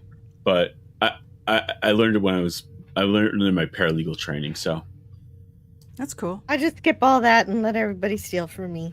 Hello to lemon pie. Lemon pie, the best kind of pie. Banana cream. Hello to Matt. $1. Yeah, but it didn't work. Tiger won. No, technically Scotty won because I went over. You went over. Oh, you went over? Yeah, okay. I said 368. He said 360. So if you go over, you lose. I'm looking it up. My finances and tell you exactly. The Ron Kill. Hello. He says hello to Spider-Man. Canadian Ron Kill. And speaking of Spidey, how have you been doing, Spidey? Have you been watching anything new or interested in something? No. No, not at all. I've been just watching my friends on YouTube. That's really all I have time to do is following my friends on YouTube and just making sure I keep tabs on what our moronic leaders are doing. That's about it. Oh, and that's a full-time job then, because It they is. do constantly do moronic things. I mean, I'm sure you're working. You're still going to school and all that jazz. No, I'm not working very much at all. Actually, I do need to look for a job, but yeah, I'm still doing my bookkeeping studies, and honestly, just living in the country, hunting and getting firewood is pretty much full-time jobs right there. I believe that. The base fee for filing, well, it's a whole thing, but it's like the base fee for filing a trademark is $350. Yeah, I lose. Scotty wins that round. Yeah, that Scotty. hurts. Ah, hey, that hurts more for me. He'll get to find out when he gets returns. Well, Scotty was talking Canadian currency. Oh, okay. Well, then I win. Oh my! But West Bagel says Spidey is like me. He doesn't watch television. There is like a literal galaxy of extra fees for there's a little galaxy of extra fees for, it's like if you're going to go over 1,000 words. Yes, you are, Lemon. If it's just anyway, so it could There's easily always go extra over. fees. Yeah. You wouldn't believe I opened the LLC just to control my brand stuff, and I've been nonstop inundated with all these people wanting to be my, accounting, and they just sell that information. Oh, and you have to have regulatory safety books. It's required, don't you know? Yeah. It's all a scam. Yep. It is because I tried opening a business last year, like doing it correctly. Oh my God, the tranche of bullshit you have to go through. Yep.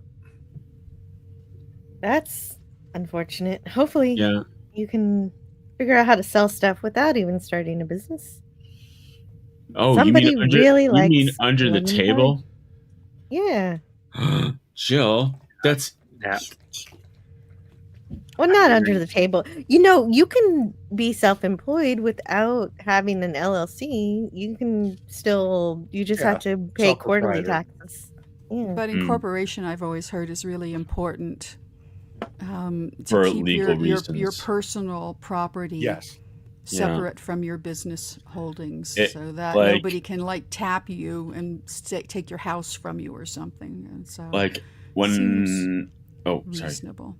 Yeah, like when I I was trying to do a tech support business, and it's like, what happens if someone wants to sue me for, breaking their PC, or, if I did some work on, if I came over and I did some work on their PC and then they can't, and then like their house burned down, then they can try and sue me for that.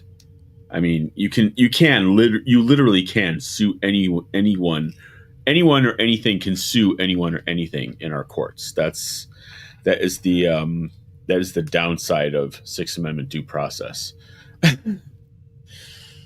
Yeah, but I guess it is the risk. Definitely. No, I think it's less likely. Wow, I missed something. Oh no! Well, that's Spidey advocating for contract killing. That's all. It was funny. Yes. You were saying Tiger Stripes? I think people are less likely to be so litigious anymore, because if you lose, you have to pay for all the proceedings. No, not necessarily. It depends on the type of law and the state and the type of, for example, in England, loser pays straight up, because someone tried suing Dan Brown for copying the infringing on the Da Vinci files, and they lost, and Dan Brown went hard. He went spent $2.5-3 million on lawyers. So that guy who lost had to pay. But if you're just filing a lawsuit in federal or state court, your lawyer can motion to tax costs afterward if it's particularly vexatious. But no, in America, the custom, unless the law prescribes, is each side pays their own bills. Hmm. There are laws in certain cases where there is fee shifting, where winner pays. Loser pays. But it's not the it is the exception, not the rule in American jurisprudence. Well, I'm gonna shift the topic back to Please. pop culture. Max, could you please tell us what you've been interested in lately, or anything that you're looking forward to?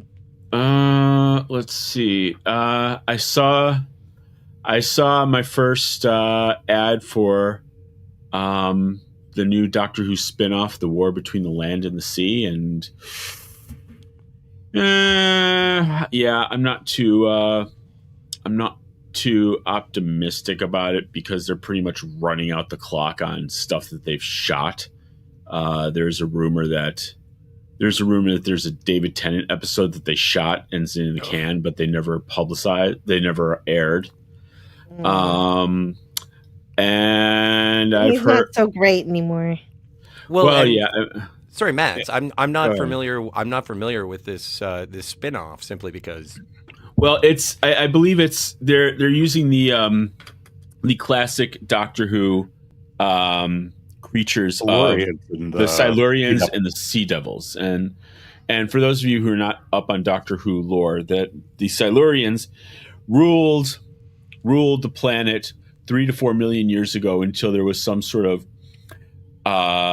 extinction level event, in which case they basically went underground and hibernated, and they just slept too long. And in that time, the ape descended primitives came down from the trees and took over.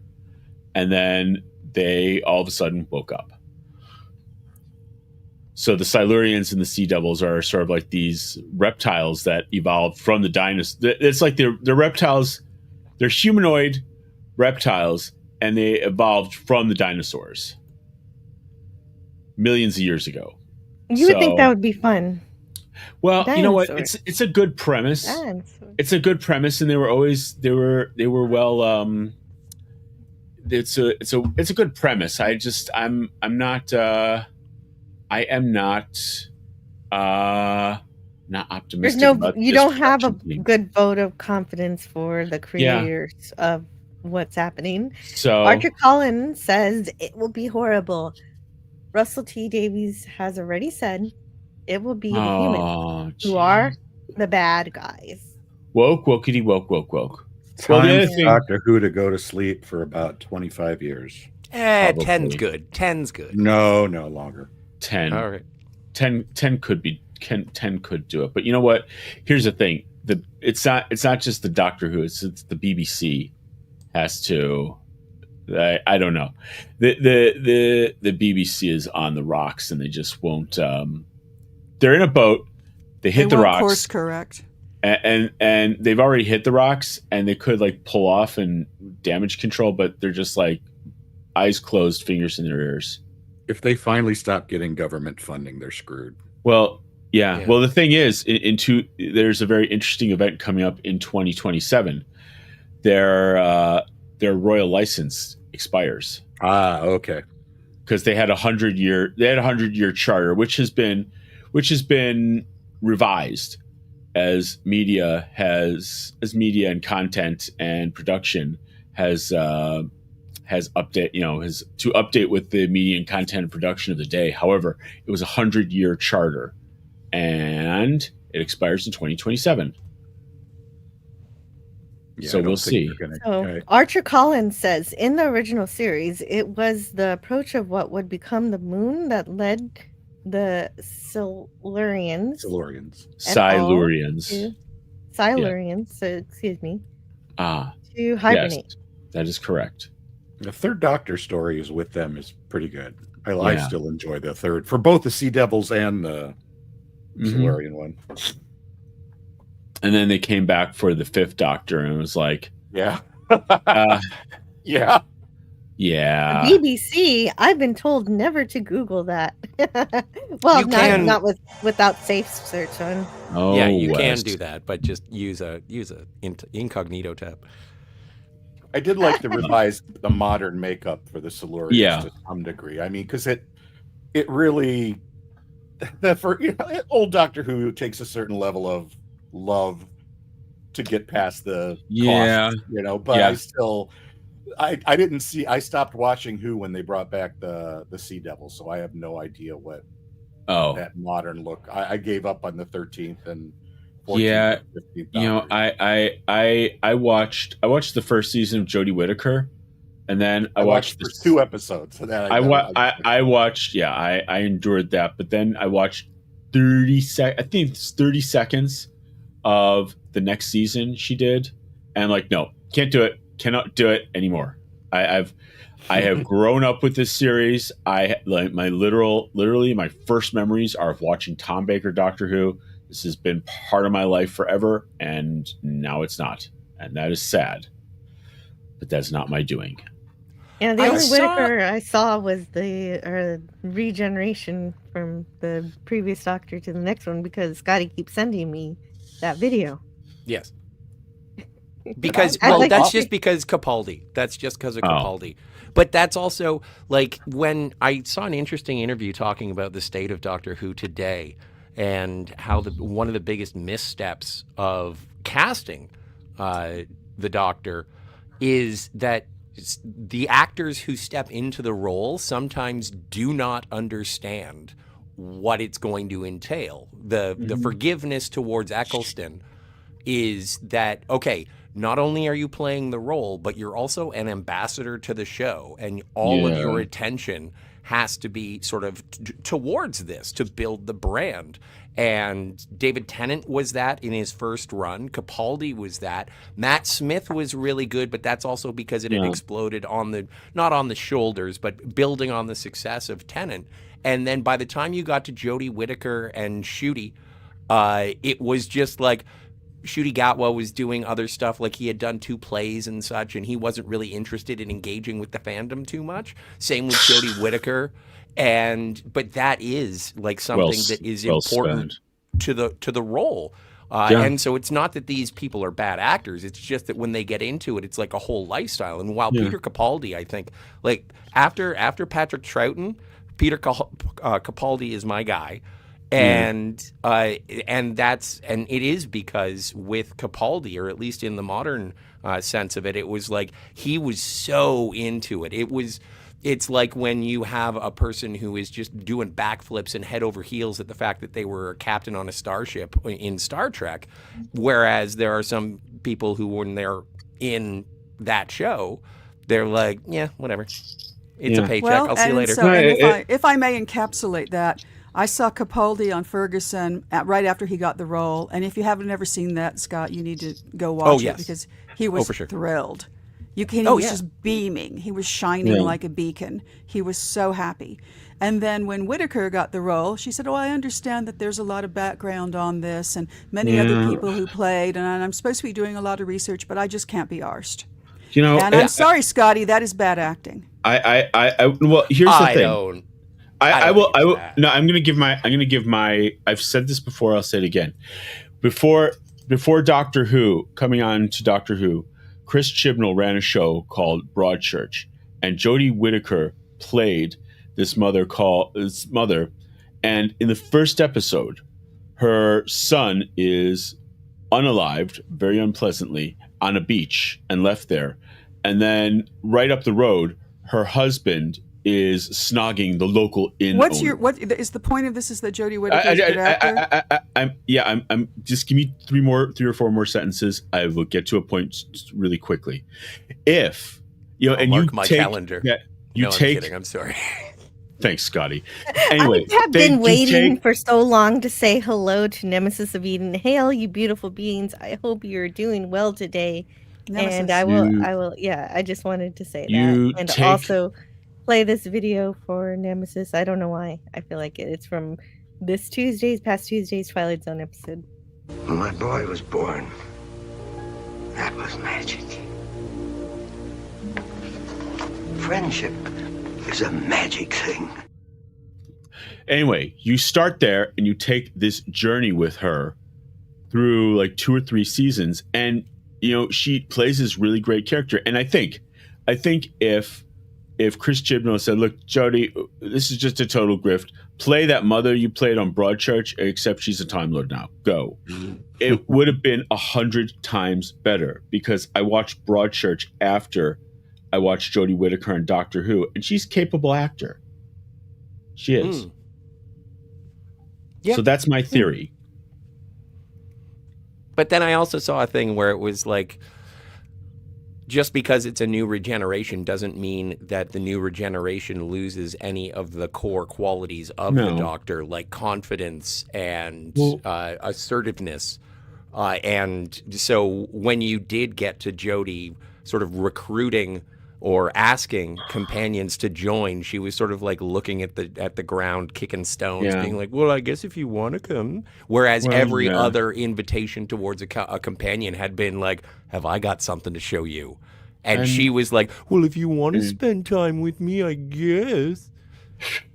Yeah, I mean, there was definitely a lack of connection between her and all the companions. And I think one other major thing is that every other actor who played the Doctor, every other actor who played the Doctor in the first episode or the first serial of episodes, you saw them establish their base character. That wasn't like set in stone about who they were, but it was like with Pertwee, with Tom Baker, with Peter Davidson, with Colin Baker, with Sylvester McCoy, with Yes. Your point, please. The point is that the Doctor, with the new regeneration in the first episode, they established the character. Jodie Whittaker didn't. It was still.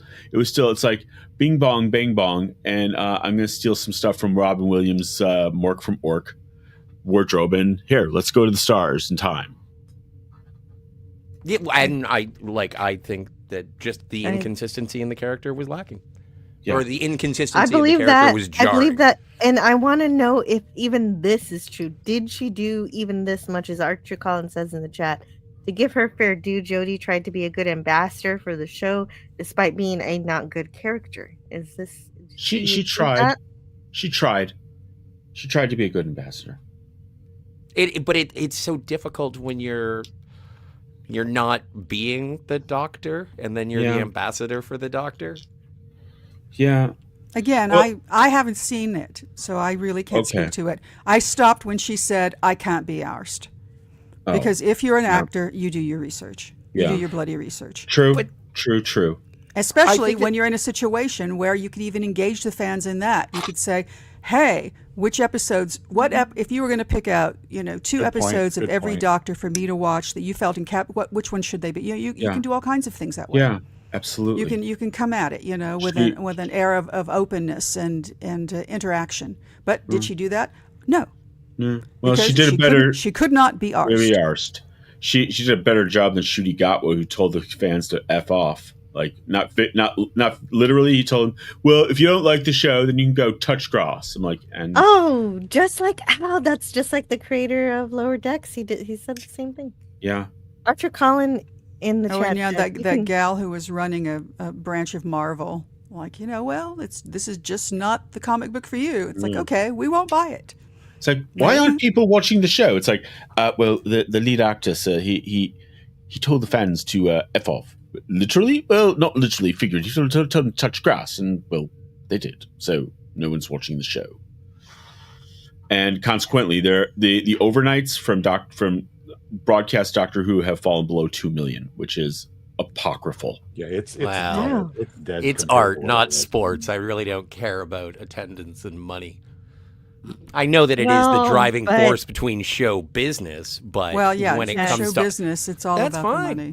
Yeah. Well, some people like to explore the show business. That's fine. Hey, everything nowadays is sports, whether it be politics, entertainment. Everything is a scoreboard, and one team versus another. That's what it is. If South Park has taught us what you're saying about people's attitudes, but I certainly don't look at it that way. If South Park has taught us anything, is that if you want to have gay cowboys eating pudding, there's a place for that. It's called public television. or Oscar-nominated Eating movies. pudding? It's a long. It's the joke is that when they had the film festival come to South Park, it's like all these movies are just gay cowboys eating pudding. Okay. Art Arthur house. Collins says you can ignore it anyway. There has been no actual Doctor Who since 2017 in Capaldi. That's my That's pretty understanding much. of the matter. Archer Collin, I'm with you on that one. I'm and again, also it's with just you. such a hard Doctor to follow. And that was the thing, is that when you had someone who was acerbic, sarcastic, I love Dr. House and Yeah. Doctor Who. And it's like, you're going to follow that up with a timid kicking the stones. Oh, if you want to play with me. Well, Scotty, let me ask you a question on that beat. Do you think Hugh Laurie could play the Doctor? Yes, I do. Yes, of course I do. But unfortunately, and this is like, I don't think he ever would. I don't think he ever will. But yeah, no, I think he would be a good Doctor. But also, I think that there are American actors who could do the Doctor justice. Oh, they will. The BBC will never allow the BBC will never allow that. You'll see Prince Andrew reading the news before you ever. The former Prince Andrew reading the news before you see an American as the lead actor of Doctor Who. I think it's more plausible to see an American Doctor than it is to see an American Bond. Well, but what about someone from the Commonwealth? Would that be acceptable? Like, yeah. Well, but that's already happened. Pertwee was Australian. What? Was he? Yeah, John Pertwee was Australian. Not surprised. I'm pretty sure. I don't think Hold on. I'll look it up You because better I'm going to be have to. sure, Scotty, because you sound I'm like going to the have voice to of eat authority crow if here. I'm wrong. So Well, I think I'll you're look probably it up. right. Yeah, I'm not sure about. And this whole conversation has brought up Dalek 451. So No, he was born in shout London. out to Nope. Dalek 451. Dalek. He's a good dude. Yeah, Hey, Dalek's Dalek. great. He's not here, but apparently the chat remembers him. So I'll see. How could you not remember? He's Dalek missed. 451. Yes. And then could somebody let's see. Spidey, could you read this for Archer Collin? Yeah. Says Capaldi would have eagerly played the Doctor for years, and you could see Tennant fanboying out when he met Sarah Jane. In school reunion. Who's Sarah Jane? That Companion. Sarah. See, the Doctor's always One had of Baker's companions. companions. Okay. The Tom Doctor, Baker. yeah, The one with Doctor, the long Pertwee. scarf. the Doctor watched regenerates, No? and Have he you always watched No has. Doctor Who, Spidey? Sorry? Have you Have watched you No watched Doctor Doctor Who? Who?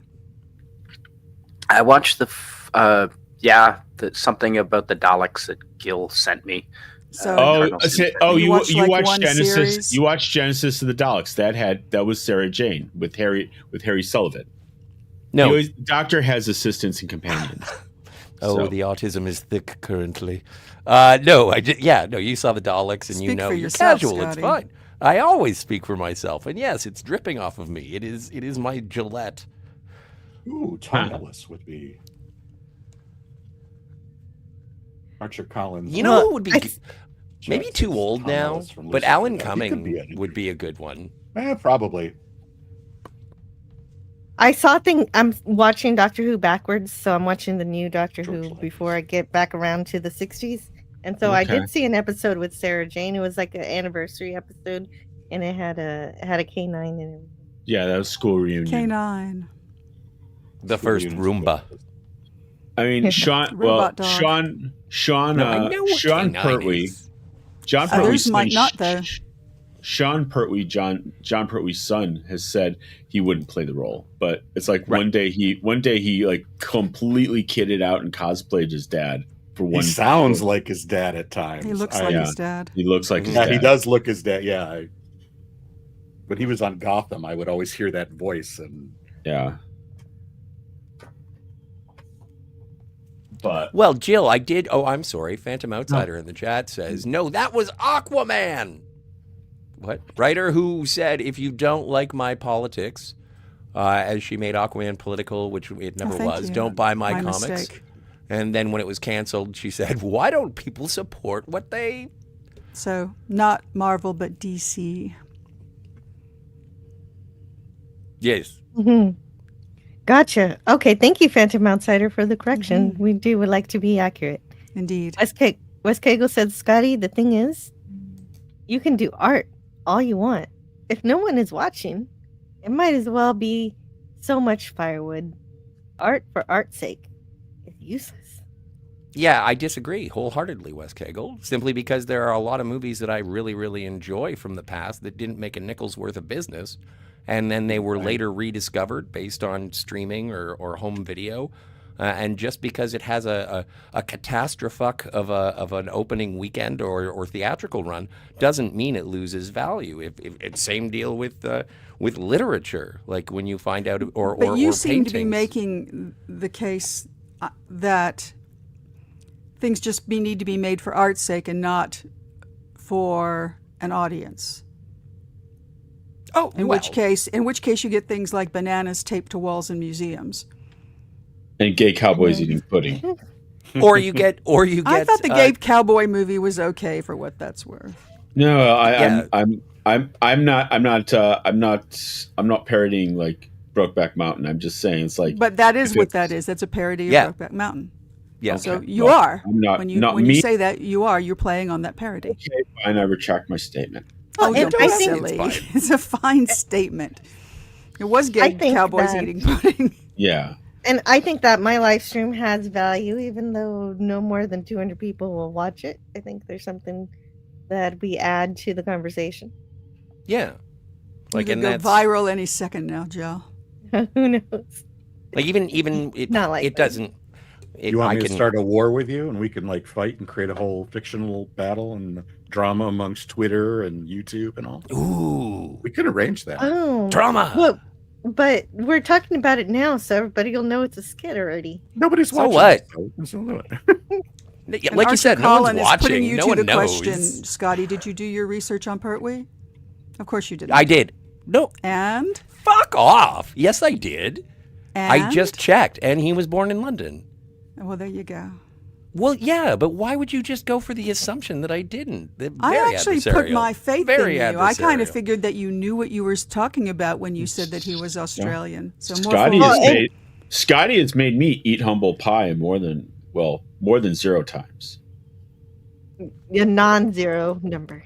Archer Collins says, you may be thinking of George Lazenby, an Australian who played Bond. Yes. I don't know. Australian, that's close enough. But not a Canadian. A Canadian's part of the Lazenby. Commonwealth and could not. Yeah. True. Well, unless you had a really good British accent, maybe. Yeah, I guess. Like William Shatner. Yeah. And that's Krapi Gatwa was the first non-British doctor. He was born in Rwanda, and moved to the UK as a child, and that's why a real doctor needs to be proper British. To be safe. it's the only way to be sure. Laser Blast Scotty. What? Hello, Jason Love, but why Hey, are we laser Jay. blasting Scotty? Nobody's laser blasting Scotty. I was wondering whether or not he was right about Pertwee. I think that's And I a was not. reasonable question since he was so adamant, and I bought into it. Although I this wouldn't was say I this was was adamant, 4 Fine, minutes but I I just did want pause it. clarity in my life. But that was 4 minutes ago, so somebody else might have been laser blasting Scotty. I have no idea. Who knows? Jill needs to watch Jurassic World, Camp Cretaceous, and Chaos Theory, says David or Kim in the chat. I've Camp seen the Cretaceous? first Jurassic World, and I'm not really interested in seeing the rest. Did you ever Sorry. read Jurassic Oh, World by Cretaceous Michael is an Crichton? animated Did you read the original novel? You mean Jurassic Park? That's it. Jurassic I mean, Park, and there may have been sequels for all I know. I've read Yes, the sure. first. one. I've read a couple of chapters, but I never finished it. It was very easy reading. Yeah, I thought it was breezy. Bestseller, 7th grade level. It was fun. Yeah. Oh, Well well. 200 Come is on. We're better talking than about... 20. We've There's also nothing wrong discussed with Harry that. Potter's. No, there's nothing wrong with that. I'm just saying, like, if we're going to start saying, oh, no, it's No, not... that's the it- standard for bestsellers. I'm not But saying that- that. That's common knowledge. It's Simple. What's your point, Scotty? I missed it. I just think that you would like it because there is sort of a Cole's Notes sort of understanding of chaos theory in it. You might like the math if you got a little further into the setup of the characters, and I think you'd probably plow through it in like a weekend. Definitely. Even with editing, even with Lord of the Rings stuff going on, you could probably get through half the book in 2 hours. So, let's see. It's a compliment, is what I'm trying to say. Thank you. Could you read this from Phantom? Who, me? Phantom Outsider says, saw a story the other day. 7-year-old kid met Roger Moore at the airport, asked for Mr. Bond's autograph, and was disappointed as he signed Roger Moore, but told the kid, I signed that so that Blofeld's guys can't catch me, essentially. Well, that would be right, cool. That was right cheeky of him. Well, but that would also be when you meet a hero. That'd be cool. So now I want to move it over to Tiger Stripes. Have you been watching anything lately, or are you excited about anything coming out? Boy, have I, and boy, am I. Oh. Really dedicating the whole night to watching television these days. PBS is showing Ken Burns' The American Revolution. And How is that? It's excellent. It's Ken Burns. Don't worry, United States wins. It's 2 hours a night. And, it's Burnsian. They often clip a lot of quotes from Washington where he used the analogy of slavery. And I'm sure that George Washington said many things, and everything that George Washington said probably wasn't an analogy of slavery. But that's okay. I get where they're coming from. And they speak a lot about people of color who fought in the Revolutionary War, which is fascinating. And they speak a lot about Native Americans, and that's all interesting because they were there too, and they certainly had a dog in that hunt. So it's very good. It's very well done. They also speak a lot about women, and women were present, and women were part of the whole war. So I'm enjoying it very much. And I had previously read Doris Kearns Goodwin's book on the Revolutionary War, and I had learned a lot there, so I'm recognizing a lot of names. That was a really good book, and I was surprised to like it. I literally found it on the curb one day and thought, well, okay, I'll take it home because it's a first edition. And then it turned out to be a really well-written, excellent book. And then I am rewatching Stranger Things, preparatory to the new season, the new and final season. And so that's fun because I'm at the point now where we're starting the third season, and these later seasons I've only seen once. So it's almost like watching it all over again. I remember something terrible. This person came to a bad end but then I don't remember what happened to them. I just remember that they came to a bad end. Yeah. So it's like watching it all over again. It's so much fun. I adore that show. I just can't talk highly enough about it. It's so good.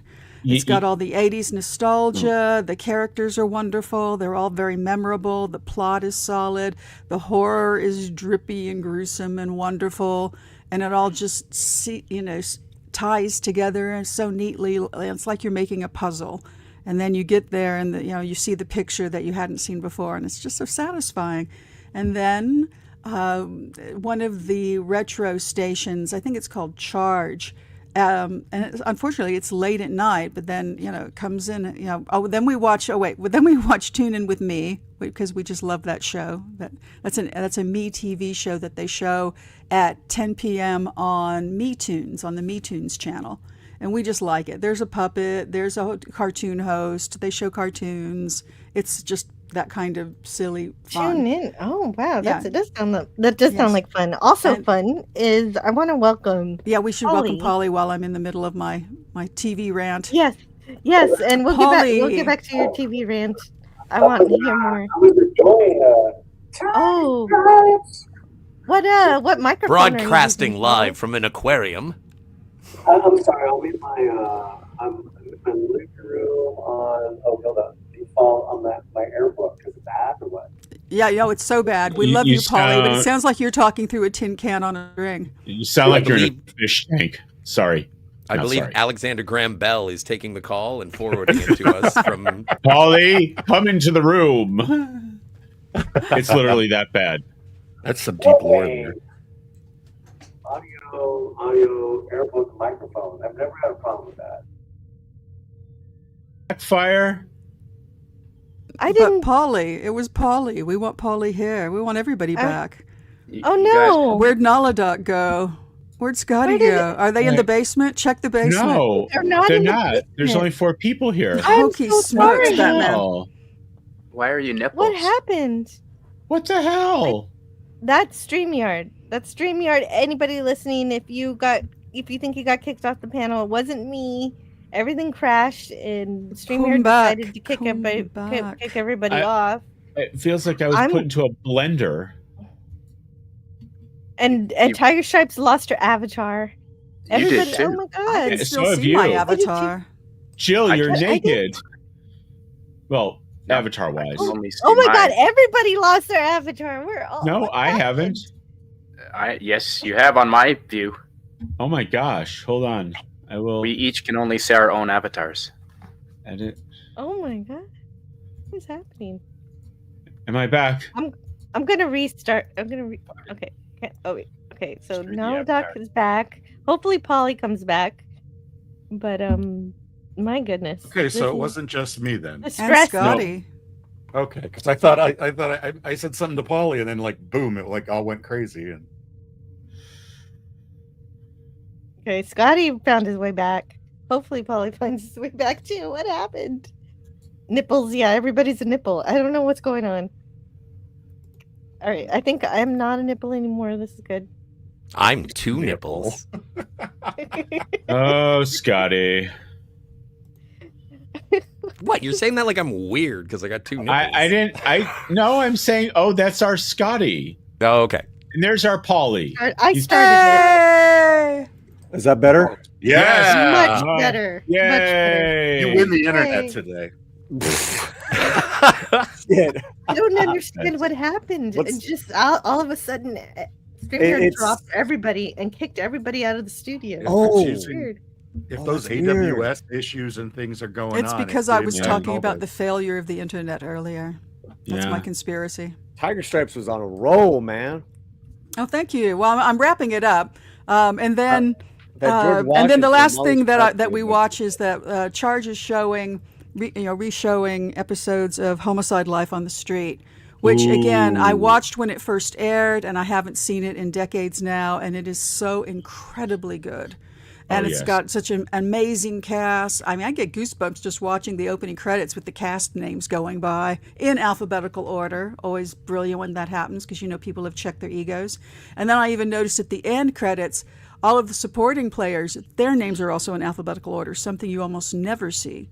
So it's just such a great show. Can't recommend that one enough. Yeah. And I'm not into police procedurals by and large. I can remember when it was new, and I said to my brother, "You got to watch this show, Homicide: Life on the Street. It's incredible." And he's like, "I don't like murder shows." I said, "That's the great thing about this. You don't have to see the murder. By the time the detectives show up, the murder's already happened." So Oh, okay. Okay, so like Columbo? I like. no, Homicide? no, more like a detective Oh, show. Well, it's a yeah, gritty- it was a like gritty Columbo, but realistic. And it's a whole Yeah. bank of detectives in a station in Baltimore. They even filmed it in Baltimore, which is Yeah. huge. Starring the late great Andre Brower. Oh yeah, he was wonderful, and Yaphet Kotto, who's amazing. Yeah, and deceased as well. Jeez. Well, yeah, in 22, I've been going down the Yaphet Kotto road. Yeah, That's do you good know road. that he claims that he turned down Lando Calrissian Who? and Jean-Luc Picard? He was in Alien. The big Wait. black Yeah, dude in yes, Alien. he's the black guy in Alien. He's in a lot of stuff. Yaphet Kotto. He was in Oh, James Yaphet. Bond. James Yeah, Yeah. fantastic. Live and Let Die. Wonderful, Running Man. wonderful actor. Loved The him. original So- Running Man. He had. Yeah, He the also was George just kind of Washington. a great guy as a person. I can remember that around the time I was reading interviews with him, and that was probably around time of Homicide, airing for the first time. I was in a couple of largely black offices where I was, the odd person out, which is, kind of the opposite, the way that life usually goes. And I learned so much about black culture then. And then listening to him being interviewed and talking, I learned so much from Yaphet Kotto. Just about things I would have never imagined, just would have never known about. And he was open to talking about them right out loud, which a lot of people don't do. A lot of people don't discuss cultural differences. You know, So, Tiger. love that, man. I had a really dirty joke I was going to say, but Oh my gosh. I'm not going to say it. About cultural differences? No, I just like the way how you said, you learn a lot about black people from Yapik Kota. I was gonna say I had something, but it was a little nasty. I said culture. I said Not culture. towards you. I No, hope. I was gonna, I don't. How do you say it, man? Like if you were Tom Connors or someone that I really know and said that, I would lay in on that joke. Like Paul Chato. Paul Chato said that. I had the joke set up, Tiger. But no disrespect to you. I think you should go for it. No. Oh my God. Yeah, I have co-hosts who won't Sing ask the fucking permission. song! I'm pulling my shoulders back. I'm steeling myself. I'm ready. Well, You're in charge, man. I got this great thing I got to tell you, but I can't tell you. So anyway, everybody just wait for me to tell you. Yeah. See, now I set it up. It's Yeah, you gonna got to suck. say it. It's gotta suck. Well, as a young brown man, I learned a lot about white women from Christy Canyon. Oh, Paulie. Is that a porn star? Yes. Oh, okay, good. I get the joke then. Nah, I was just having some fun, guys. No, I'm okay with that. I You think know, that's you fair. said something about George Washington. You're talking about transition.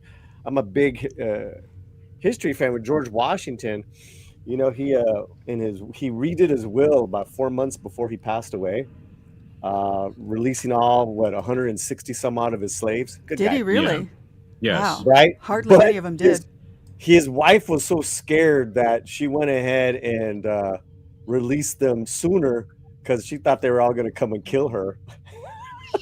Oh, Martha. Oh, poor Martha. Poor Martha. She died. She passed away. Why did you say that name?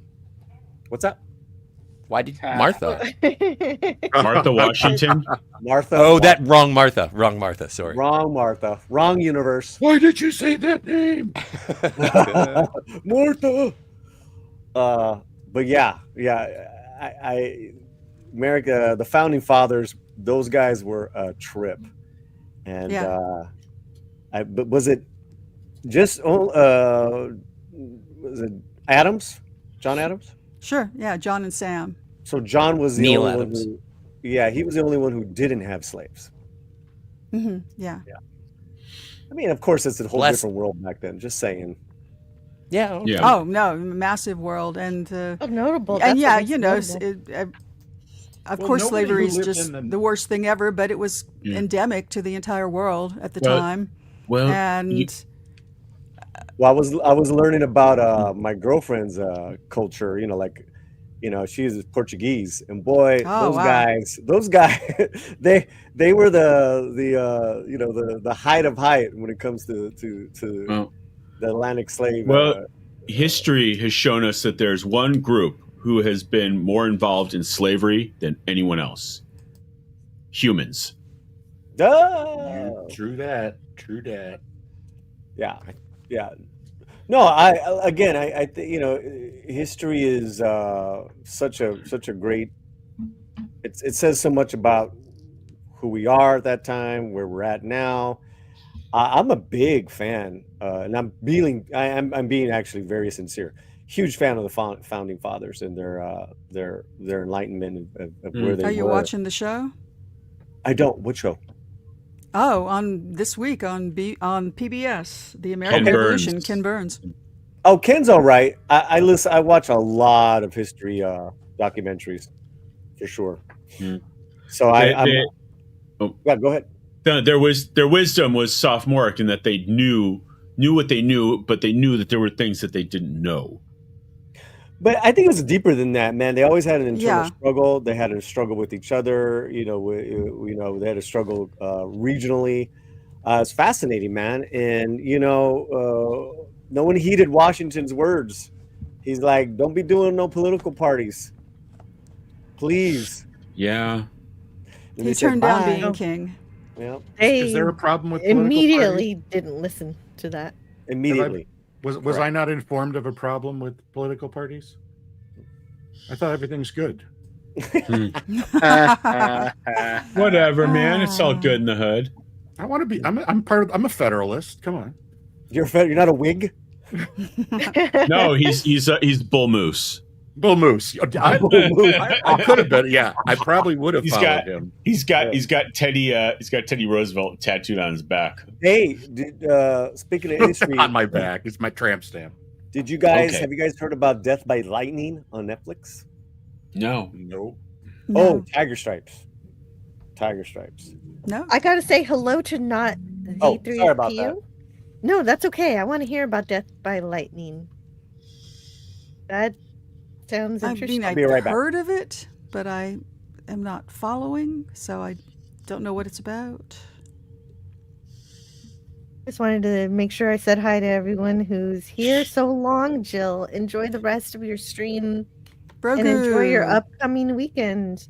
Yes, tomorrow we'll start the weekend and it'll be great. Kids are off from school, so we're gonna have some fun. But fantabulous. First I'm gonna have a little fun over at the Northern English Bastards channel, and we're gonna talk about Demolition Man over there. Yeah, that'll be fun. That's why we're Taco having Bell. a Shirley today. Yeah, I am going to take you. And I have plenty of seashells. I mean, I could go for a burrito. It's like, oh, Taco Bell is the only restaurant that survived the restaurant wars. Now all restaurants are Taco Bell. Bro. It's regional, though. Who said Taco Bell? I did. We're talking about Demolition Man. Demolition That's Man. the only reason. Oh, the seashells. Hey, all you gotta do is the seashells. But I think in England it's Pizza Hut. Pizza Hut won the franchise wars. Yeah. In Pizza Hut, they still have a salad bar and buffet. I think that's regional as well. Well, Sandra Bullock, man. Yeah, Sandra Bullock in her prime. And Ben Bratt. Yeah. Good cast, man. Of course, Wesley Snipes. You know, when he he did that Asian guy. You can't get away with that stuff nowadays, man. I loved it. He was It's better when you can when humanity is allowed to laugh at itself. Yes. Yeah. Absolutely, man. As I was saying to Jill last night on I messaged Jill last night, I'm like, I like Demolition Man because it's like the most realistic dystopian movie. Well, like Archer Collins says, another film that was not supposed to be a roadmap. Hot dog. Yes, because it is loosely based on A Brave New World. Because it is loosely based on Brave New World by Aldous Huxley, which is one of my favorite dystopian novels. I love that book. I know. I have fat kids, skinny kids, kids who climb on rocks, dork kids, sissy kids, even kids with chickenpox. Take it, Scotty. Love hot dogs, armor hot dogs. The dogs kids love to bite. In Demolition Man, they have a radio station that's only classic commercials. Yes. Right. Gosh. And you just gave Jill a copyright strike. Good job, guys. It's an advertisement from the year 2032. First of all, I don't think Scotty nor I are that good to invoke a copyright strike. Yeah. We can auto-tune it and try. It's not like Stark of Iron where he is like bye Lemon. set off. See you, Lemon. See you, Lemon Pie. Yeah, I wanted to say goodbye to Lemon Pie. Thank you, guys. Where he's like day. set off Frank Sinatra DMCA's, but hey, which is absolutely baffling to me, but good for him. Hey. And so I want to ask Polly, since he's here, is there anything that you've been watching or anything that's exciting for you coming up? God, I'm watching too much, but right now I premiered, whatever you want to call it, my live stream from X yesterday because I'm technically in YouTube jail till next Monday. Uh-oh. What happened? I restreamed something I wasn't supposed to restream on a live. Oh, Palito, why? What happened? No. But what happened? What did you restream that? And just be as vague as possible. I don't want to get you in it's trouble all right. at all. I've already disputed, and they have 10 days to, because they gave me a strike. They gave the channel a freaking strike, man. So what was it? I'm fighting. It was the Varanasi. You make fun of little people or something? No, it's the new movie. It wasn't a movie. It was an event in India live. Oh, and it's huge. It's the new SS Rajamouli production, and it was just like like a pageant where they release glimpses of concepts of, and I kid you not, at one time we had 10,000 people in the live chat. wow. That's impressive. For my little channel, I was like, what's going on? I mean, so an hour and 15 minutes in, it went out. Crack. It went out. So we're fighting that right now, but I recorded a live stream yesterday, and that is going on. That just began right now on my channel. Oh, So, wow. yeah, and then I sent the dispute. Now the company out of India has 10 days to counter. I'm basically going to say I'll see you in court, because they actually have a court process. Yeah, I don't know, Paulie. I mean, India, people from India have never scammed anyone ever. Well, you know what I like about India is that you can actually refer to them as Indians. Yep. Doesn't sound like you shared anything All right. bad. Common I ground. can't believe you said that. Well, it's true.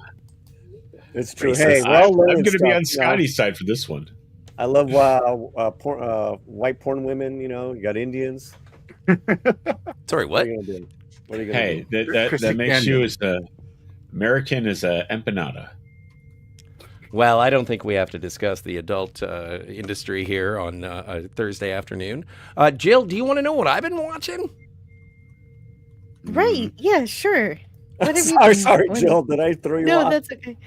I'm She's looking up curious. Christy I'm Canyon curious now. about what you could have shown, like just Yeah, the keep going. Indian movie. It just I Oh, don't know it what wasn't that even is. an Indian movie, guys. It is the. It was a you know, premiere. this- The premiere, like the red no, carpet. Basically, it was like us watching a beauty, like a / red carpet / beauty, like live, up in production. It wasn't even a Well- trailer. I thought it was going to be like them talking, and then let's go to the trailer. But I have You a know what I mean? question. I do have a question for you, Paulie. I I'm see. straight.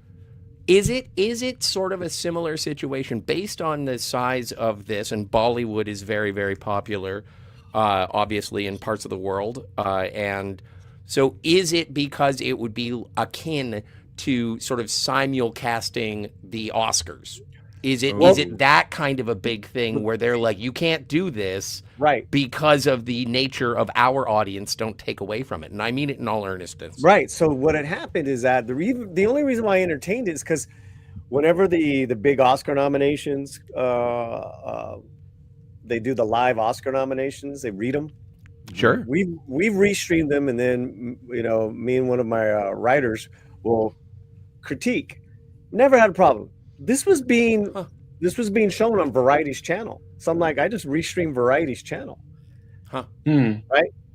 Wow. So look, I do 3 live streams a week, and it's hit my pocketbook this week not to be able to go live. It is what it is, because we make money off our live streams.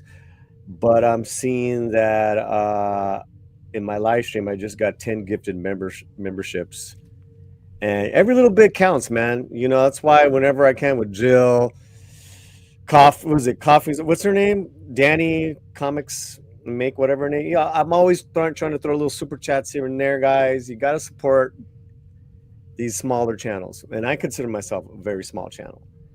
Are you only streaming YouTube, or have you spread out to? No. We do Rumble, we do X, Okay. and we did the Rumble live yesterday, and that's being rebroadcast right now. Okay, I that's what uploaded you it. I can still do uploads. You could stream to Pornhub if you wanted to. I'm pretty sure. Well, if I can interview Christy Canyon.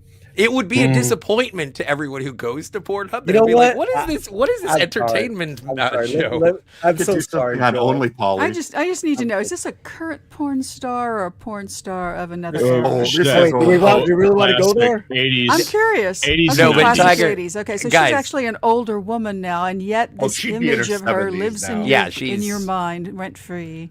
I believe that there was a BBC I think that's one of the documentary. beautiful things about men. Ken there Burns was a- did documentary Yeah. on her. She was a real woman. Let me just tell you. Yes. She was a real I mean, not she's a real person, but that's. Anyways, I don't listen. Tiger. I know. Hey, Polly, you threw this yam into the stew, okay? No, we dragged it out of him. We dragged you it out. Dragged of it him. out of me. Okay. Oh, I we dragged insisted. it out of you. You But insisted. now Yeah, it's in the- don't go there. I insisted. Yeah, This is on me. I did too. I'm now saying I have that- to go I'm- look up Christy Canyon, see what she Go look looks her like. up right now. She's I'm a saying that beautiful it's lady. positive. I'm working You've it. I'm added- working it through. You've That was the added same you've added era. flavor to the menudo. Okay, one at a Thank time, you. guys. Right. So that's all I wanted to say. Now you got me thinking of all these other She makes women from everybody that very era. excited. Clearly, If I could offer maybe a palate cleanser, has anyone seen the new Running Man? No, I'm not going to see it.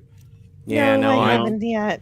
I Okay. haven't. I don't go to the movies anymore. I'm afraid. I miss it. See, from what I gather, it's like, yes, it's faithful to the original Richard Bachman Running Man from Stephen King. However, what critics seem to be saying is, you know what? Maybe the original wasn't so faithful, but we really liked Richard Dawson and Arnold Schwarzenegger. So, Oh, Coleman Well- Domingo's getting negative reviews for it. what? Because I heard he's really good. 'cause At it. he's the Richard Dawson character. That's Right. I believe. Well, what I was trying to say is that the movie seems to, per the reviews, seems to drag out more, whereas the Arnold Schwarzenegger version was a bit more punchy. Oh. You know, a bit Well, more and punchy, a bit colorful more characters. Yes. Our review was that Glenn Powell, he's an incredible, charismatic leading man. Coleman Domingo was great. It was just disjointed, too long, and didn't feel like a real Edgar Wright film. Yeah. That's what I've Okay. heard too, and that's what was most disappointing is that it didn't really come off as being an Edgar Wright movie, and that was the moment that I said, no, I'm not going. Because when I go to see an Edgar Wright movie, I want to see an Edgar Wright movie. And then also one of the things that I heard was with the sort of and I'm going to refer to their old title because it was 1987 when the original was released. But when you had those larger than life WWF type costumed characters that were the heroes of the Running Man, and Ben Richards was the Running Man, that made it a little bit more interesting. It almost made it like a Nintendo boss situation. And so when it's that, I like Glenn Powell. I'm looking like I'll probably check it out on streaming. I don't think I'll buy the Blu-ray. But it just doesn't seem to it. And also, I was kind of soured by Predator Badlands. I was like, I was going to do a 1-2 punch of Badlands and Running Man, and Badlands left me cold. And then when I heard that there was lackluster reviews for Running Man, I was like, man, well, maybe I'll just wait for a little bit longer to see something in the theater. I saw. Okay, what have I seen recently in the theaters? The Chainsaw Man anime. Oh yeah, okay. I don't like anime. What else? My sister loves the Chainsaw Man. I haven't seen it, but my sisters are they're younger than I am, so they're really into anime. As a lot of You know, I got to tell you, man, I thought it was pretty amazing, and I'm just now barely getting into anime. 55-year-old man as myself getting into it. That was excellent. I like Predator Badlands. I think Predator Badlands did what Tron Ares wanted to do, which was you take an old IP, you go in a completely different direction. It's part of the universe, but it's not like the main Predator stories. Fantastic, man. Very entertaining. I thought it pulled the rug out from the mystique of the Oucha. And this is honestly, Paulie, this is how I felt about it, is that if you are a fan of the Dark Horse comics from the early 90s, you're going to absolutely be over the moon for this.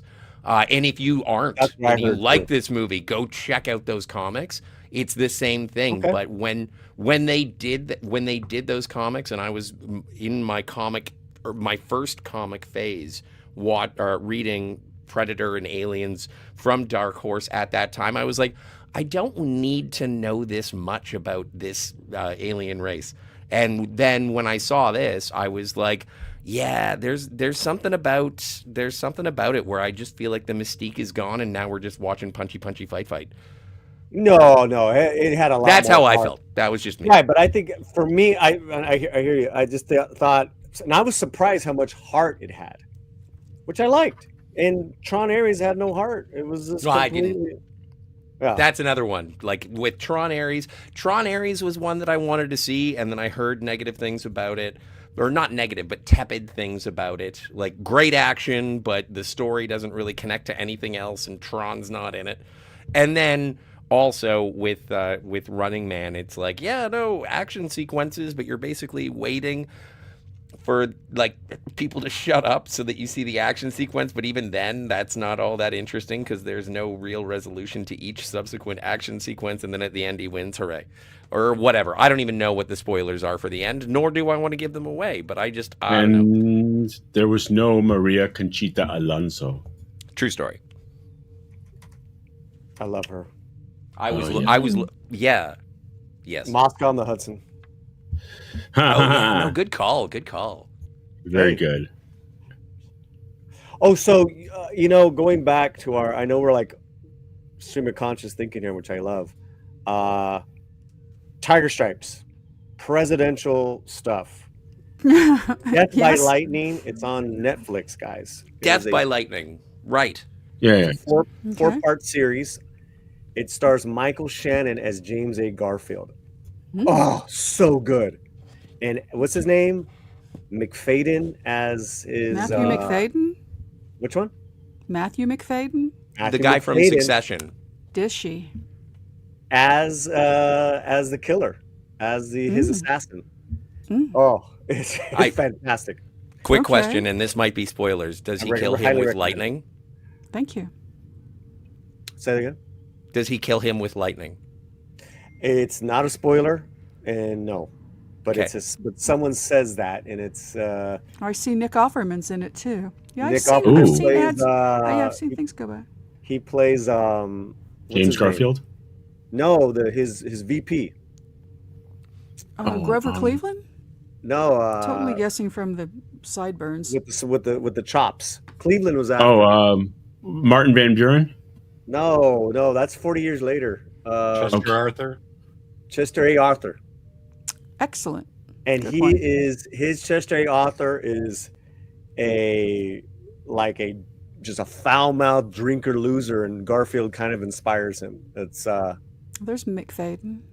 I can't. I mean, I watched the whole thing in I just binged it. I couldn't help it. Wow, looks good. Okay, thank you. You got the period time. Is it 1890s or? I got so much to watch right now. Happily, the revolution's over after this week, so. Well, I love Kim Byrne. I can move on.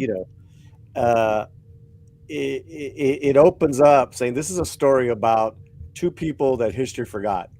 One was a president, and one was the guy who shot him. Yeah. So I recommend. I just finished watching that, Jill. Also, too, The Last Samurai Standing. Woo! You guys heard of that one? Is it a game show? It's not a game show. It is a new series on Netflix. Another one on Netflix.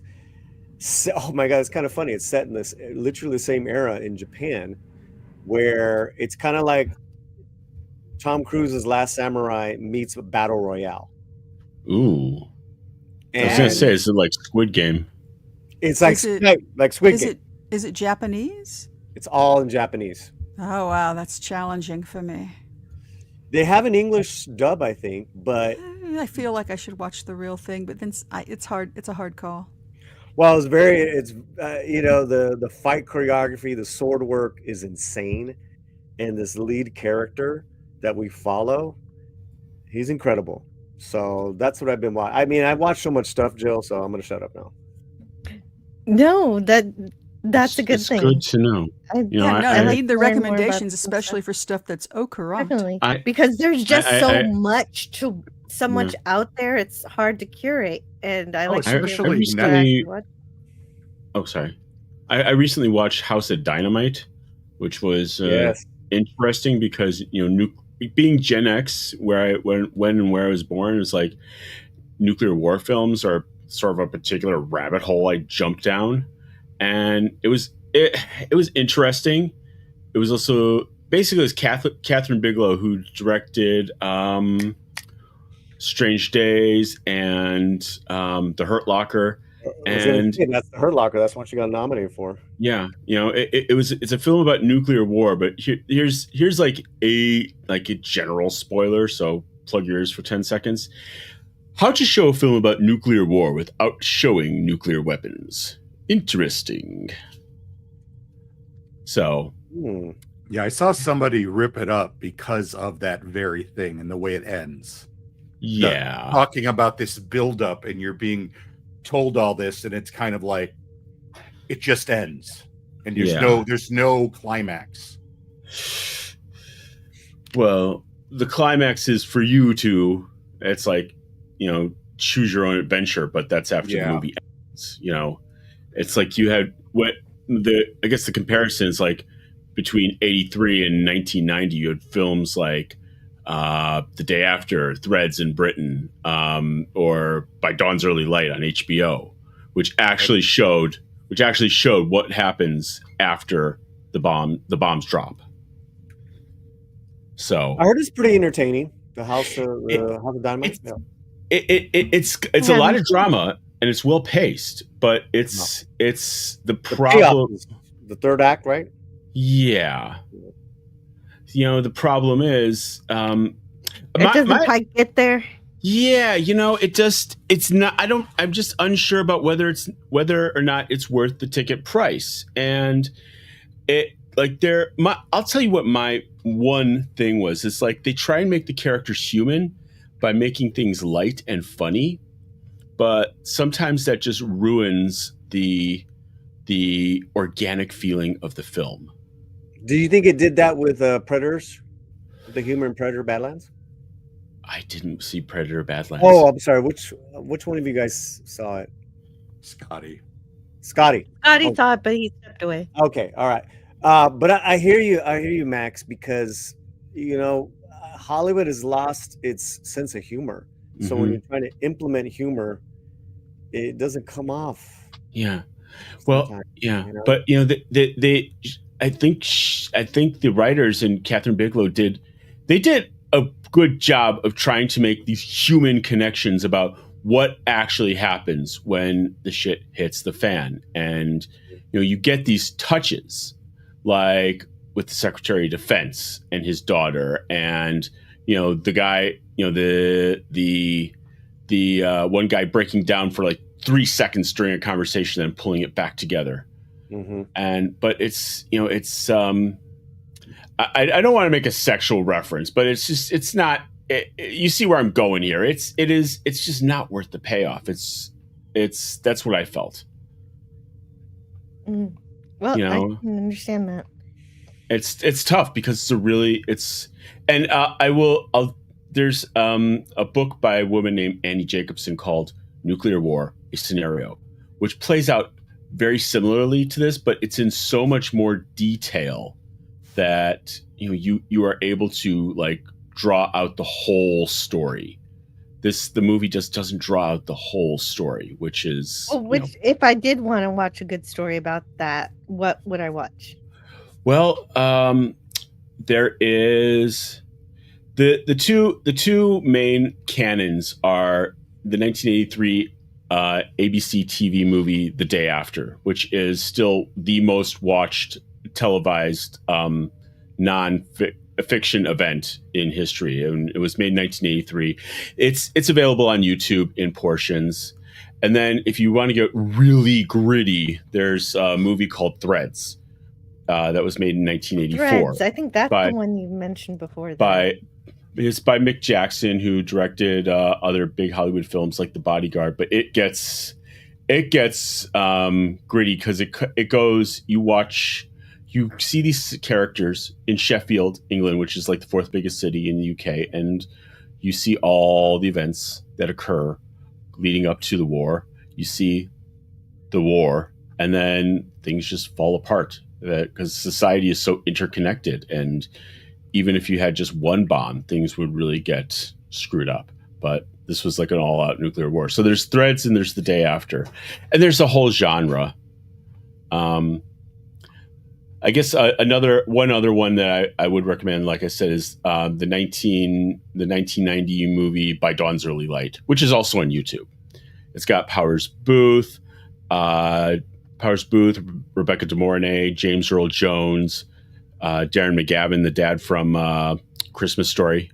So those are 3 films that I would recommend. So there you go. I think that's good enough. If you're interested in that era of history, then there you go. You got a few to choose from for your nuclear war needs. For all your nuclear war needs. Pop Culture Minefield is in the chat. Hello. And he also says hello to Polly. Great to see you. Hey, what's up? And everyone, beware, be careful of Gary's backdoor. Backdoor Gary, Pop Culture Minefield, stay away. Oh, his backdoor? What happened to his backdoor? Gary. Hey, I'm just saying, just saying. Backdoor Larry. Backdoor Larry. Oh, that's funny, man. That's funny. That sounds cool. I want to check out Threads. I never get around to seeing it. Yeah, it's like I said, it's it's like you consider The Day After, and then because Nicholas Meyer, who directed Star Trek 2 and Star Trek 6, he did Star Trek 2, and then he went and he did this for ABC, and there's just the making of the movie is was such a behind the scenes story, but there's I think you can find it. You can find all 3 movies on YouTube, and they're not like they don't get copyright struck. So I would argue. Wait for just a minute. I promise to be back very quickly. Okay. I would argue that those 80s and 90s made for television films are like a lot better than actual movies being released in theaters right now. Oh yeah. Oh no, definitely. Because just the stand. I mean, just because you had standards of production, which kept things. I mean, which sometimes kept things off of the screen, but still, you had standards, and that's why my argument is that Sopranos. I mean, it's not just my argument. It's very Peggy Hill of me to say this. That's why I think that The Sopranos is the best television show ever, because not because it's a mob show, but it's because it's a show where they had a story, they had a premise, where they had to do things and say things and show things, and they did them. I second that. Thank you. It's good to be validated. I think Tiger's for both of you guys. Okay. For everybody, you guys keep bringing up Netflix. Where do you go? There is so much I call it product. There is so much stuff being put on these streamers. Where do you even go to find out about what's coming out and when? It's like I don't even know where. You're here, brother. Yeah, I watch Grace Randolph on Sunday night on her movie math because she'll go into it a little bit. That's the only way we'd hear about some series. Sure. Wow. It's like, God, there's so much. Yeah, there is. It's a gangbang. It's a literal creative gangbang. Yeah, there's so many series that are probably just literally disappearing into the ether because of the volume of material being produced. Mm-hmm. Oh my God! Hey, Polly. Speaking of disappearing into the ether, Polly has got to go, and I want to thank you so much for joining the panel for as long as you could. I just want to say, Polly, you're huge, man. You're huge. Yeah, such a big deal. It's cool. He is. This is continue support channels like Jill's, and Jill, we got to get you on the slant soon. And Scott, let's get Jill and Scotty on. What do you say, guys? I'd be very excited to join the show. Just Okay. let me know when I'm It'd be like- scheduled, and I will make it happen. It'd be like Graham Norton. It'd be fun. Yeah, it'd be It's a fun. great form. It's a great format. Oh, and look at Canadian Spider-Man. Look at you, handsome. It's good to see you, man. Yes. Good morning. Yeah, good to be on with you. Good to see you. Yeah, I actually have a stream going on right now. That's a rebroadcast, so I think I should give it my full attention and start. That makes sense. You know, Yeah, and I love and being your guys. Film's going. You guys take Hopefully- care of yourselves, and hopefully you get to stream again soon. I'm so sorry that that's got cut. yeah, it'll be all right. It'll be all right. Mm. All right, you guys take care. Later. Viva. You too. Viva. Viva, I know. Viva Pals. Hope you didn't break it. Bye. Bye See you around. Canyon, Christy Canyon. bye. Hey, There we you see, go. now I See? have a Christie Canyon factoid. Went to elementary school and high school with Adam Carolla. He asked her Oh. out on a date and she accepted, but she never showed up. And you miss 100% of the shots you don't take. So you got to take them shots. Yeah, I asked her out, and hell, if I knew she was going to be starring in those movies, I don't know. The man went to elementary school with her. That means he got Yeah. to watch her develop. Yeah. Oh, okay. Well, on that note, Canadian Spider-Man Yes. has to go too. He's also got stuff Aw. to do today. Well, he said just 1 hour, but he was here for 2.5 hours, so he gave us The man. well over double what he promised. Okay, well, that's not hard to do here. It's- C'est très généreux. yeah, 2.5 hours goes by very, very quickly when you have a panel like this. So thanks for having me. And tonight I've got my travel stream going on. I'll be showing some photos of Guatemala that I haven't shown before. Although, Max, you had me thinking maybe I should do like Krakow in Poland, but maybe that'll be Okay. next week. I was gonna say, you are showing photos of Guatemala? Yeah, tonight. So yeah, thanks for having me on, Jill. Guatemala. Oh, I wanted to make a special request. I know eventually you're going to do a New York show. I want to request that I can be on that one, and whenever that happens, and so get maybe a week's warning that we're going to do it. You bet, absolutely. No, I'm still physically scanning in my physical film negatives into the computer to have that happen. But it's getting there. Yeah, take your He's time. scanning in his film. Yeah, I that's gotta exactly. do that too. So yeah, I'd love to have you on. So thanks for that, Jill. I actually, when I was a kid, I didn't take many pictures of myself in New York, but I have a few pictures of what I took when I was 12 years old. Oh, what So we'll get okay. to look at those. what year was Also- that? How old was I when I was 12? Let's see. 1970. It's 90s. 1997. Don't do that to Jill. That's very rude. She's a That's woman. funny. Yeah, It's no, her it's okay. prerogative. Oh, it's equality now. You can ask. Yeah, that's right. Equal opportunity. Yeah, you offender. can ask, but she don't have to answer. No, Yeah, but And it's rude no, to ask. no, No. it's I'm okay with it. Naila Duck is right. I was asking because it would be funny if we were there at the same time because I was there in the 90s and I might have you in some of my pictures that you don't know. That would be funny. No, Aww.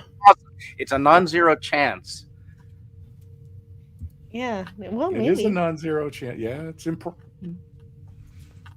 Yeah, It's improbable, Right. but not impossible. Yeah. But anyway, I don't want to keep you too long. I know you're busy, and thank you so much for spending some time with us today. This is a fantastic panel, and I will give you a week's notice at least, Jill. So thank you so much. You're welcome. Yeah. Have an amazing day. Cheers. Bye to Spidey. And Bye. thank you to Polly and Spidey, Canadian Spider-Man. Check him out. And here, there you go. And also subscribe to Latino Slant. I'm sure he'll be able to live stream again soon. So don't give up on that. Yeah, that was kind of crazy to hear his whole drama. Yeah. Yeah, that's awful. That's the problem though with YouTube and such. you build this audience, you do this, and then all of a sudden, boom, and you don't have it can be snatched away from you. exactly. That. Well, And especially if you worked start extra making hard. fun of little people. Well, yeah, that happened to Anna, that Star Wars girl, and so I don't know if her ban's been lifted yet either. So she's also not streaming, I think, which didn't is realize she was probably still around. making Maggie really sad. Let me see if she's streaming or not. I don't know. Her last stream was Short. Oh, she can stream again. Okay, so she's back. Before that, Hooray! it was 2 weeks ago, so she's back now. Yay! She's back from her channel strike. Just in time for Wicked for Good, where there are famously munchkins. Hooray! Erk130 says non-zero chance. This sounds like my dating life. See, but that's good though. That's not zero. Better than zero. Sub-zero chance.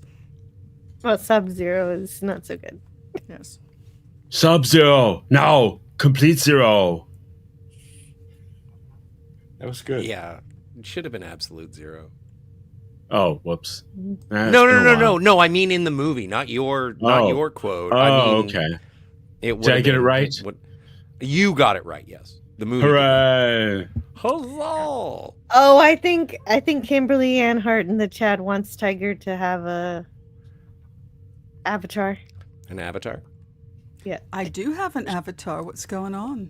I don't know. If you go to earlier, If I dropped off if you on the YouTube, if you go down to the bottom of the stage and click like next to the microphone, to the right of the microphone, say edit avatar. If you're on a desktop, I know how to do that, but thank you very much for explaining it to me.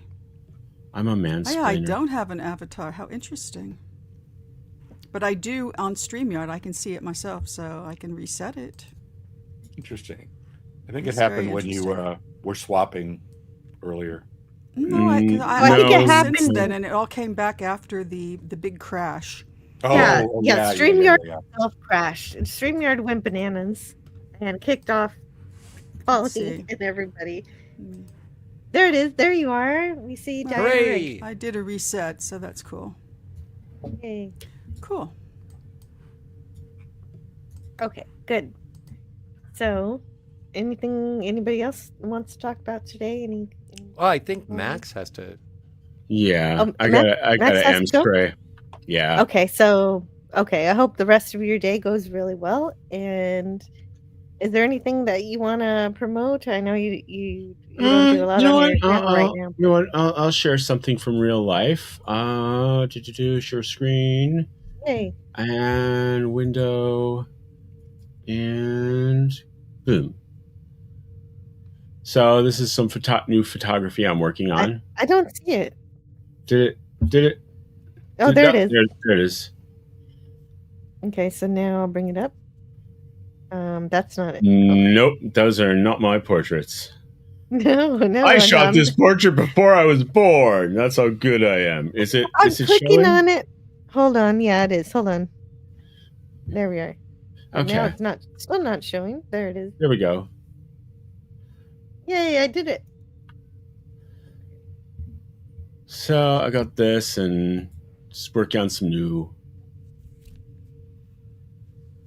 panoramas. So you went to the beach. Yep. Yeah, it's like a hurricane. So well, there it is. It rocks you like a hurricane. Anyway, that's that's what I'm working on, and job hunting, which is like horrific. Yes, good luck. You have to. Getting a job is getting a job. Is having a job. Yeah. You just throw yourself in. How long keep have you been keep looking? Pounding. Oh, a while, like on and off for 2 years. Yeah, I started a year ago, and then I was let go after 24 years just this August. So I've been on the hunt too. So let go from a place you'd worked for 24 years. Yep. Did you consult a lawyer? There was no. They eliminated my job. There was nothing we could really do. Mm. My other peer, who in my team, he did have our contract, our separation documents looked at by a lawyer friend, and the guy's like, "What they're offering you?" He's like, you're probably better just taking this." So we took. Did you have a recent birthday that ended in a 0? I had a birthday that ends in 0, but not recent. Okay. I don't know what you mean by that. I was Trying saying, to- was your being laid off Oh, tied into that? no. Agency. Oh, No, I've known but many people it happened to, particularly if you're working the for a beautiful bigger thing company. was the beautiful thing was that the person And that's when who you need to talk to a lawyer. the person who let both my coworker and I go was saying that we were no longer needed, even though we were critical staff during the pandemic. We were on prem supporting 1,800 people. He himself was reorged out of the organization, so that was made me very happy. Well, Oh, nice. Okay. I don't ever want to see anybody lose a job, but I'm going to stick with. As a former paralegal, I'm going to stick with Tiger Stripes on this one. But anyway, I must be off. I will see you all later.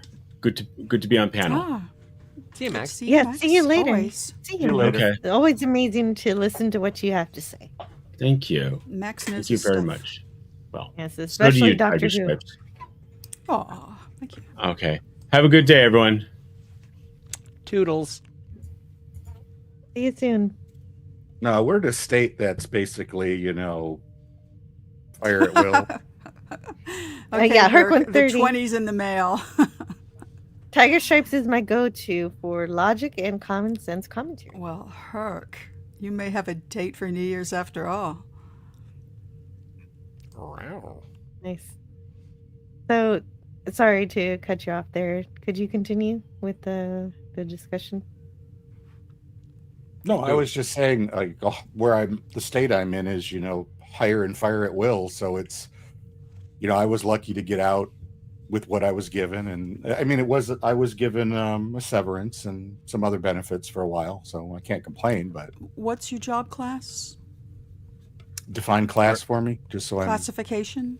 Title? Job title? I would rather not say openly. Oh. I'll. Okay. It's a technology job. It's a I'm in a technology, so Yeah, we're you should dime a dozen though. You should check government.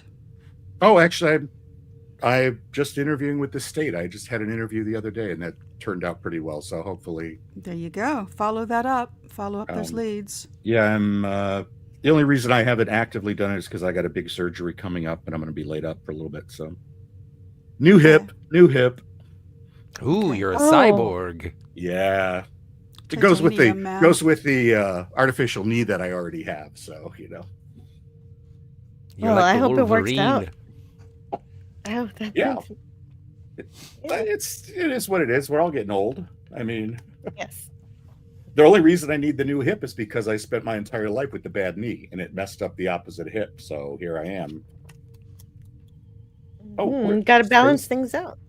Space.com as a Yeah. Space.com does sci-fi report TV shows. Okay. on sci-fi stuff. Yeah. I let's wish get to there really was some kind of media site that just covered all this stuff that pops up on all these streaming services. Because this is last updated on the 27th, so it's not as up to date as I was hoping. It's still somewhat. I think I gonna be already went through this though. The Pluribus, that's the Vince Gilligan show. That's... You're watching that, aren't you, Scotty? My other half. No, said not something yet. Oh, because I thought he said you were watching that. The same way that a lot of people have a bad taste in their mouth towards Disney. Yeah. My taste in my mouth towards Apple is stabby, knife. Really? I hate that fucking thing so much, that entire corporation, and even when it does release quality television, I'm like, great, I'll buy the physical. And they don't do that. Nobody does that. I absolutely hate Apple with the white hot intensity of 1,000 suns. And if I were given a choice between Apple or Disney, I would absolutely be the little spoon for Disney. But I'm not an app. Oh, piracy is my friend when it comes to Pluribus, and I just have not yet cultivated that. Can you show me on the pirate ship. Wonder Man? Can you show me on the Wonder Man trailer where Apple hurt you? I don't know. No, but the thing is that I like Marvel. Like I don't even care about Marvel. Like Marvel. I'm so past Marvel. Yeah, I can't even get any excitement for anything anymore. I'm in accord with Scotty on Apple. I feel like I was burned by buying an Apple computer when everybody said buy an Apple computer, and then they're like, and all my friends are like, no, you bought the wrong Apple computer, and then the Apple computer failed fairly quickly. And the genius in the Mac store said, well, you just, when I, carried the thing in with my 2 arms, said, oh, we can't fix that. You just have to buy a new one. And I'm done with Apple. Forever. Apple's and ever answer. And ever. Apple's done. answer to every problem is you just need money. A new one. Yes. I never want an Apple device, but I do I'm love done now. For All Mankind, and I can't wait for the next season to come out of that. Now, if I may ask you a convoluted question so that we can avoid the specific answer, do you or do you not have an Apple TV Plus subscription that you have or do not have? An Apple TV Plus. How do you see For yeah, All I Mankind? I or do. You subscribe to it? I am have subscribed to it simply because the main reason, well, I could get around it, but the main reason is because I want to support For All Mankind, and I want to, just like I'm subscribed to Hulu, I understand they're connected to Disney, but I'm subscribed to Hulu because I want to support the Orville, and I subscribe to Apple because I want to specifically support For All Mankind and other good sci-fi TV shows that are on there that I still want to see. I still need to see Murderbot. I hear it was good, but I wasn't sure if it's good, so I want to see that one too. This is information that's too late in the game for somebody who is already subscribed. However, if you are not subscribed to these services, and I do cancel my services in October, on Black Friday you can get tremendous deals. That's good. You can get all of Hulu for like $12 for the year. You can get all of Peacock for like $12 a year. And now, admittedly, that comes with ads. But Peacock's very good about top-loading ads on their movies. So I can recommend that to people. I am looking forward to, because I did see that Apple does offer I think it's a month-long, maybe it's a 6-week trial for Apple TV Plus. I'm waiting to see if that offer is still available at the end of Pluribus, so I can watch it over the course of a weekend. And then when it comes to Disney Plus, no, I have no interest. And then Amazon, I will be resubscribing once Fallout Season 2 shows up. And that is only just so I can get my Fallout fix, because one of the great things about Fallout Season 1 is that there was a great Blu-ray release for it, and so I'm hoping that that is something that Amazon does as well, so it will get me coming and going. I will pay for the streaming, and then I will get the Blu-ray. Hopefully it still is a thing that Amazon decides to commit to. I hope so too. We couldn't get into Fallout. We watched the first couple episodes, and it just didn't capture us at all. Were you a fan of the games? Never played it. Yeah, that's interesting. I'm not saying you're wrong. I'm just saying that I'm just saying we both it. We watched it, and it was like we watched 1 or 2, 3 episodes, and then just never went back to it. Yeah, I've seen it. Kind of like I've seen it. Umbrella Academy. There's been quite a few shows that we just never finished. I have some problems with some of the plot holes, but overall, I think the Fallout series is extremely fun once you get into it. But I guess you guys just didn't make it to the supermarket. Yeah. I think that's when I was like, oh, this is Fallout. That Last of Us, we just didn't care after a point. I mean, that was another one that just... Yeah. But I didn't get into Last of Us. We try some of these shows, but What was that on? Was that on Netflix or was that on HBO? HBO. Oh, okay. Yeah, no, I've never... Anytime I've ever seen an HBO show is always on a physical or some other means. Anyway, Wes Cagle, what's up, yo? Welcome to the panel to Wes Cagle. Hello. No, Doc, your screen every once in a while it flashes green. I'm Is trying. I'm having some technical difficulties with my avatar. That's I have to fun. ask Jill, this For All Mankind, is that a documentary or is that No. fictional? It's fiction. It's Okay. total Tell her it fiction. is. Fantastic. Say it is. It's totally real. We have moon bases and okay. It's a alternate history where Russia won the space race and so that encouraged America to continue the space race. Well, if we didn't get to step on the moon first, we're going to have the first moon base. We're going to do this and that. And so the competition continued and space travel actually got a more priority in America. And so then of course the competition continued between the nations and thus humanity learned a lot more about their little corner of the cosmos. It sounds very chewy. Like It's- Chewbacca? I enjoy it. No, It's chewy fun. is It's kind like, of what you ah. said. What you. A friend of mine used to use the word chewy to describe trying to read hard science fiction. You have to wade your way through the science parts. There's not a lot of No, waiting. no, it not- feeds No. it all to you pretty easily. Yeah, and it does it in such a way because it does exciting. and I've only watched like the first half of the first season, Joe. I don't 'Cause know how much you with watched. Yeah, well, you can gauge by how many of the For All Mankind episodes, and I was just like, because I'm sort of strayed away from television unless it really speaks to me, and I'm more into movies now because they end after 2.5, 3 hours. But That's the problem that I have with movies because I like the world building. Yeah, I like And things then, to end. the movie's over. Who cares? No. Cares about the Well, world, because man. you hope Unless for a it's a really sequel good or you just keep going. But look, it does introduce you into it, and it does have some great needle drops. It does the characters and the acting is great. I think that it isn't necessarily. I would say it's more And we're accessible talking than about The For Expanse. All Mankind, right? Yeah. Yeah. Scotty described it as Mad Men in space, and then he Yeah. left. I like. To Yeah. think of So it I as, went to go watch Mad Men, I and think they of were it- like, "We'll hang out on Earth." I think it would make a good prequel to Star Trek Enterprise. But That's and again, exactly.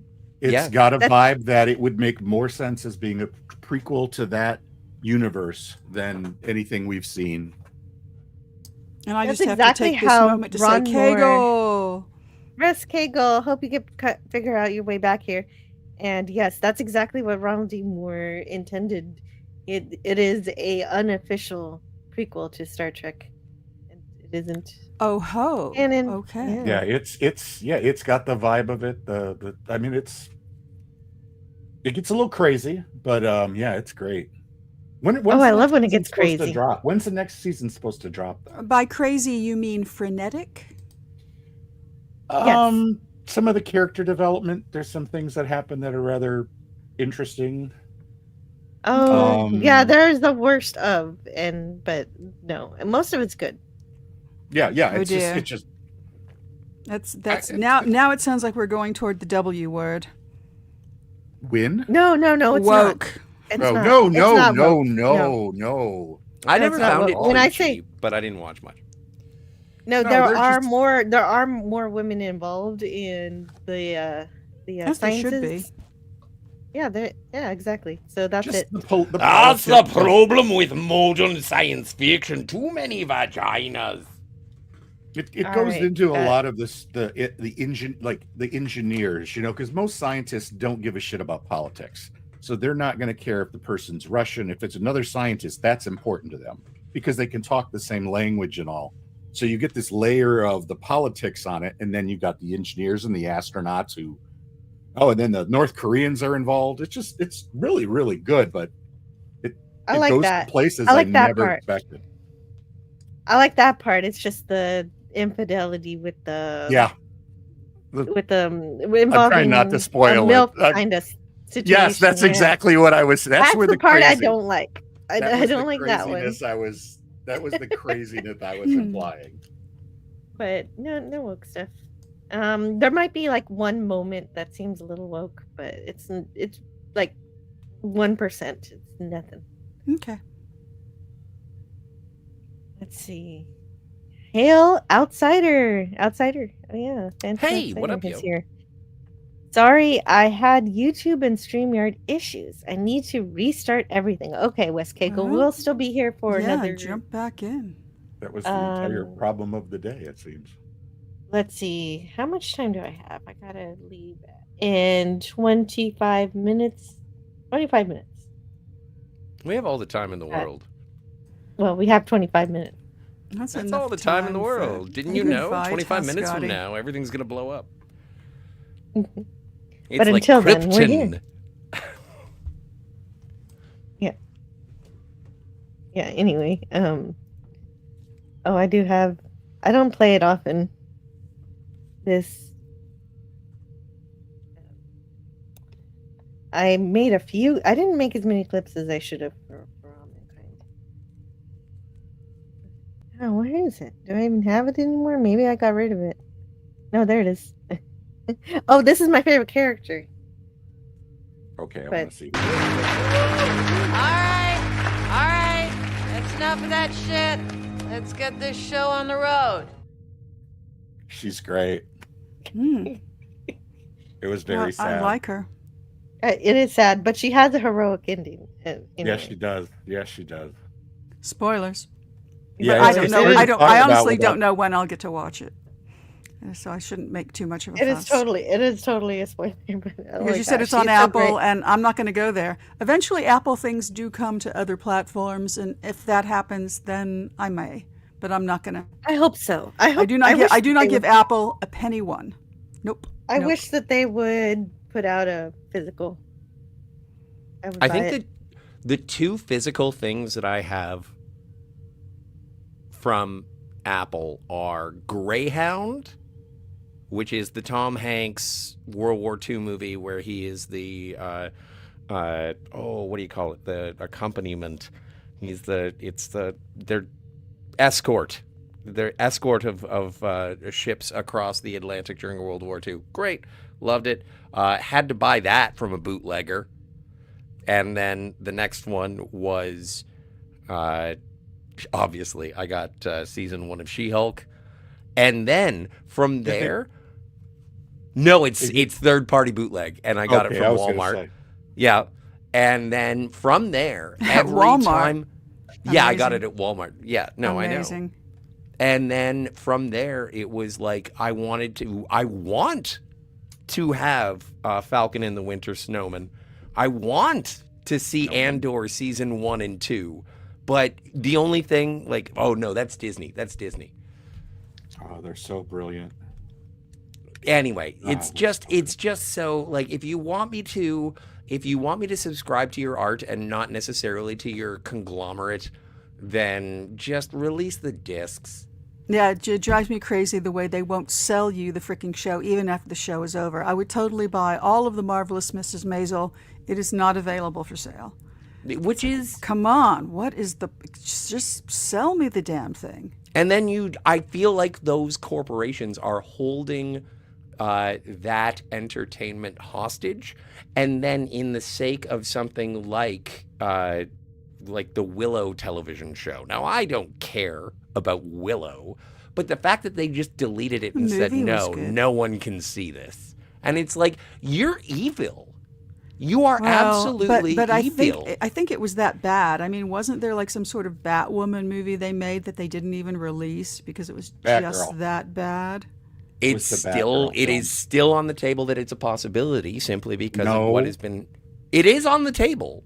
But they would have to deal with the government, the IRS, because of the way they wrote off that. I'm Batgirl. The problem Who with fights the Batgirl government, was then? Batgirl was Man. meant to be an HBO series. It wasn't meant to be a film, and that was another one of those things where middle of production they said, "Oh, we're going to put this into theatrical." You can't do that. It wasn't Yeah. shot like that. It wasn't, the development and the production design was aimed for television, not a theatrical release. So it was going to But look that like also shit. that also doesn't like I don't know. And again, I haven't followed it very very closely, so I don't mean to contradict. But like, isn't there like what about that Ruby Rose show? And then they had the other Batgirl, or Batwoman or whatever the hell. Like it Sup, just Marcello. Sorry, I'm saying sup to Marcello. Oh yes. Hey, Marcello Hello, Lopez Jr. Marcelo Lopez Jr. Probably is Marcello, but I like saying Marcello. I don't know. I'm a gringo. I So- think with the Italians it would be Marcello, but Oh, it could be. Yeah, that but might it's make Marcello sense. is for Lopez. the Lopez part. You But Phantom hey, Outsider. anyway, sup, dude. I'm sorry to interrupt you. Batwoman. I'm sorry, I didn't mean to interrupt you. You can say Batwoman. what Just wanted you to say want. hello. Oh no, I've no, I like to say people's heard names it properly, over, but I like to I say wanna- the way you want to hear it, though. That's the thing. If Well, it is thank you, Tigger Marcello, Stripes. then I will alter. Phantom Outsider says Batwoman. But Oh, that's the wham that and bald terrible. Brit, Yes. that bald Brit, So Phantom Menace disappointing. guy. What's his name? I don't know. Heel baby face guy. That guy, his little wham. Oh, As. as. Oh no, it's all part of that whole little No, conglomerate Whammon's of been a thing hate. for a long time. Oh, it has. I thought that was him. No, he did not invent Whammon. No, he hasn't invented anything except how to look fugly on camera. Now, He- I don't mind as. I don't know. He had a cat that pees all over his stuff, and that's the last time I watched him. Oh my Whenever gosh. that happened. Oh my gosh. Oh, I feel like. I mean, we're talking I about have to people who mute aren't myself here who we and don't step even away. know, but I feel like Az is one of those people who kind of turned it around. I mean, there was a point where I kind of would listen a little and find him unlistenable, and then at some point he kind of course corrected. And there's Really? lots of other people. In my humble opinion, I don't listen to him all the time or even very much at all. But there was just a point where he kind of really started to talk rather than just to foam at the mouth and rant. And I appreciated the change. But that's just my take on it. Well, anybody can grow and learn. So Marcello. Marcello. Marcello. That's how I've been That's saying it what for I figured, years. and that's how it should be said. Hello, Marcello. Marcello. Thank you. That Willow remake yeah, had I was to just die. I was just going to comment on that. I never saw it, but I heard how horrible it was. Yeah, I heard. We all heard, and It looked cheap. And It I'm looked not going to bother horribly to watch cheap. something that's going to wreck my memories of a really fun movie. I'm not going to do that, even if it is the original Well, you can't watch it title anymore character. at all. So I'm, it doesn't exist. I'm okay with that. It's with Batgirl. And what was the other one that the Academy Acme versus the Coyote versus Acme? Did that ever get Oh, resolved? that's was in going the to be question. made. That's Is it going going to to be made. released? Yes. It's No, I go- think it's okay. in the can, isn't it? Yeah. Oh, it's done. It's been done for years.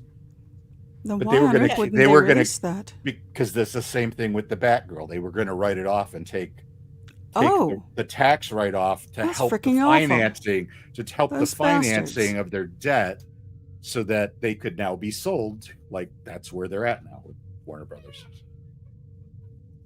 That's where a lot of that Actually, decision okay. making was. It was to deal with debt issues and so forth. I don't understand Oh. how you could invest $100 million in something and get $100 million in a tax write off on it, though. I just don't see that, but that's why It's I'm not an scheduled. Okay, so accountant. I'm reading a article about it on comingsoon.net. Coyote versus Acme is a new Looney Tunes movie that's scheduled to be released in August 2026. Does it say was who nearly bought it or canceled. who's gonna distribute it? Anything? Catch Up Entertainment. Oh yes, is- you're right. You're right. I heard about that company because I was like, the name was like Ketchup. Never heard of it. but Yeah. Catch Up Entertainment. there was some other Hey, film they were going to goodness, try to It's a get catchy to release. name. Yes. So, director David Green shares some news about it. He says, when we grew up watching Wile E. Coyote, there's something kind of villainous about him. What? We want to pop Hmm? that myth Well, and yes, get he is into a his villain. soul. He's Right? he's an incompetent villain of Yes. of the highest degree. But he's very creative. Oh, I yeah. mean, I would never think to put all those electronics inside of a refrigerator.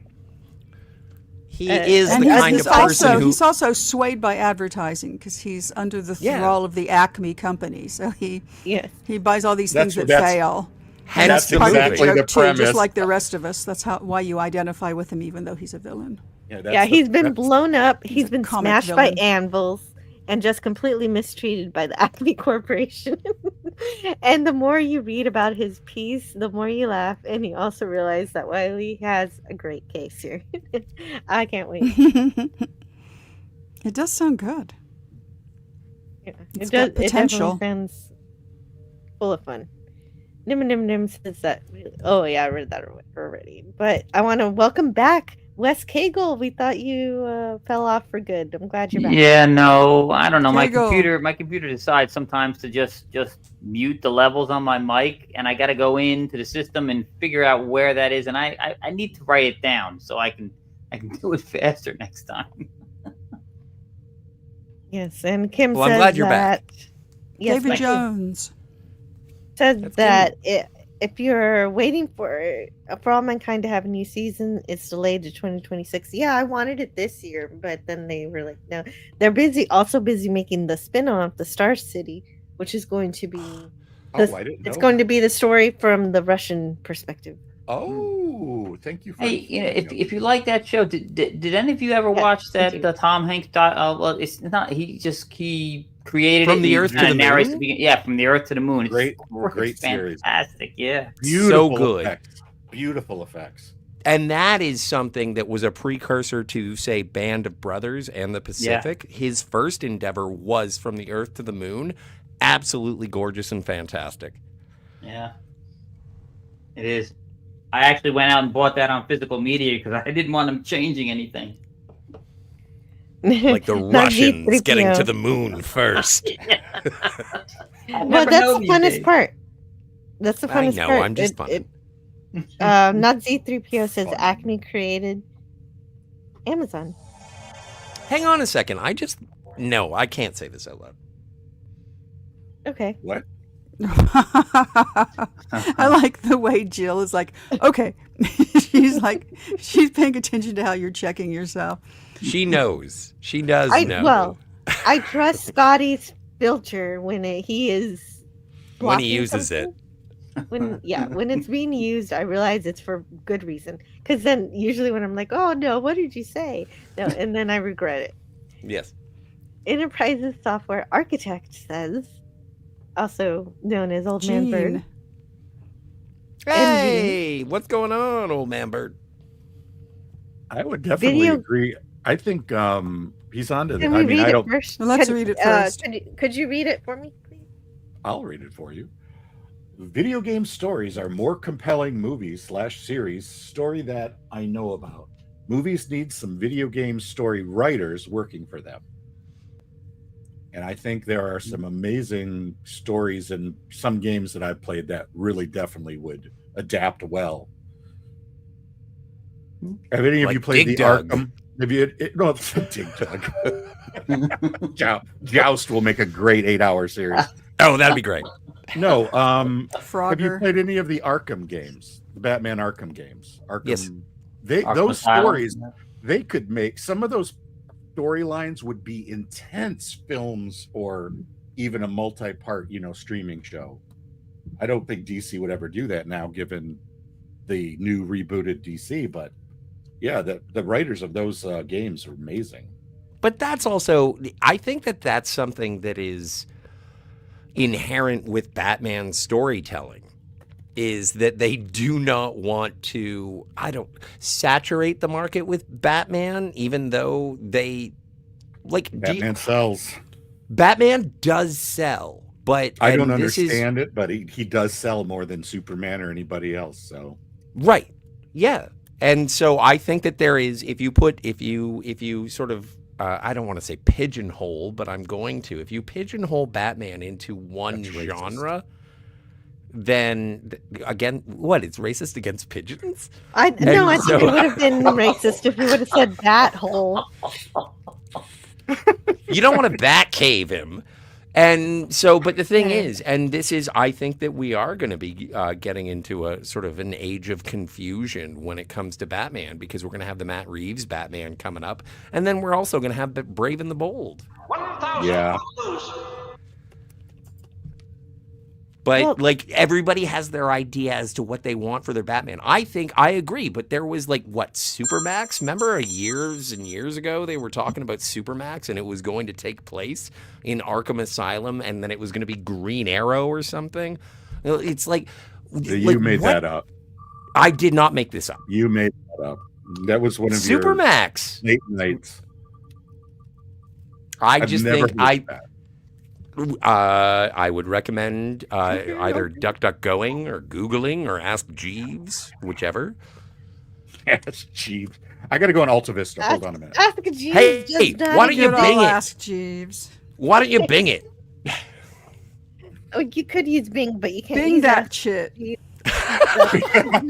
Is that what that's called? Bing that shit?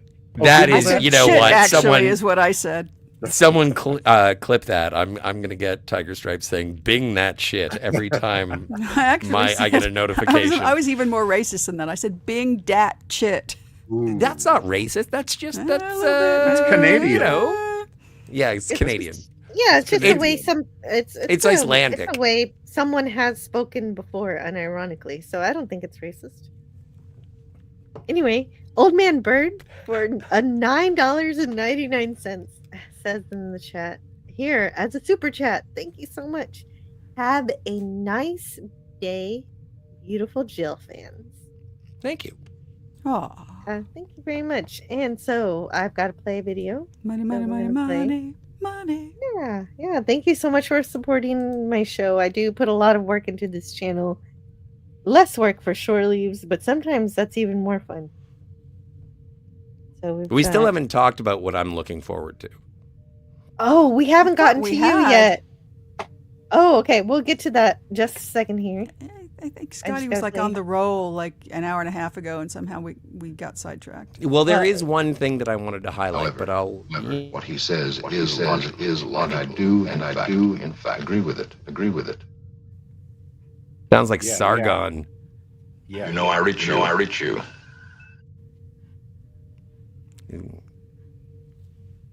So what is it? What's the one thing, Scotty? No. Hold on. No, I'm not. Oh, one more. You're a beauty. However, what he says is logical, and I do, in fact, agree with it. All right, I played it again because I had an echo, and I wanted to remove the echo. And thank you so much, Old Man Bird, for the super chat. Very much appreciate it. Okay, so now we want to ask Scotty what he's looking forward to and anything that he's been watching that he wants to talk about. And that'll be our last topic before we head out of here. Well, I am, and I think I've mentioned it before, I am looking forward to The Bride with Jessie Buckley and Christian Bale. But the one thing that I really wanted to highlight, because I don't think that we've had an opportunity to do it on your channel, Jill, is just 3 days ago, we were celebrating the introduction of Life Day into the Star Wars mythology. And I just wanted to say, if you have not yet had the opportunity to see the Star Wars Holiday Special, you should. And I would love to hear how long it takes for you to turn it off. Well, and I don't mean that in terms of I dare you to turn it off. It's just like I watched the whole thing and thought it was swell. Were you sober? Or I watched it and I am on the George Lucas train of trying to find every copy of it and destroying it with a hammer. There's also an excellent parody of it out there that was only made like 6 years ago, with Jason David. And so, is that his name? Jason Alexander. And other people. That's great. And it's really wonderful. And it's a ride. I love him. You gotta see that. And they also, one of the Jason things Alexander, he's a real sci-fi fan. And one of the things that sold me on Mandalorian was that in the very first episode, they totally mention Life Day. Yep. Which is a reference to Holiday Special, which of course Lucas, it was just verboten. You couldn't even talk about it in front of him. And all of the primaries in the movies were instructed by him to not even speak about it. And they wouldn't. when asked on talk shows. So yeah, it's a turnaround. It's so funny. Okay, so I am answering Scotty's question, and yes, I have seen Star Wars: The Holiday Special, and yes, I did turn it off. I'm not sure at which point I turned it off. So it's nightmare fuel. It's It so is. bad. I would like to add, back in the noughts, we used to, at our old house, we used to do this. We used to call the Saturday after Thanksgiving Life Day. And we would invite everybody over to bring their leftover food and all. And we would force people to watch on VHS the holiday special. And we did it for several years. And we would always we'd have a virgin who had no idea what the hell we were talking about. And we'd force them to watch the whole thing. It was a great time. It really was. You got to make fun of it like that. I mean, because it's a difficult watch. Yes, I Except think for that B. is. Arthur. B. Arthur is phenomenal. She's yes, Harvey Korman is also. Akmina is the best. Harvey Korman is earning his paycheck. He is absolutely 100% committed to whatever the hell he has to do. And it was written by, or co-written by Bruce Valanche. Yeah, I think so. Famous comedy writer. I wanted to highlight it because I heard an interesting analysis of Star Wars and how in 1978, it was November 17th, 1978, when the Star Wars Holiday Special was released. And up until that point, the only Star Wars media that had been released was the original Star Wars.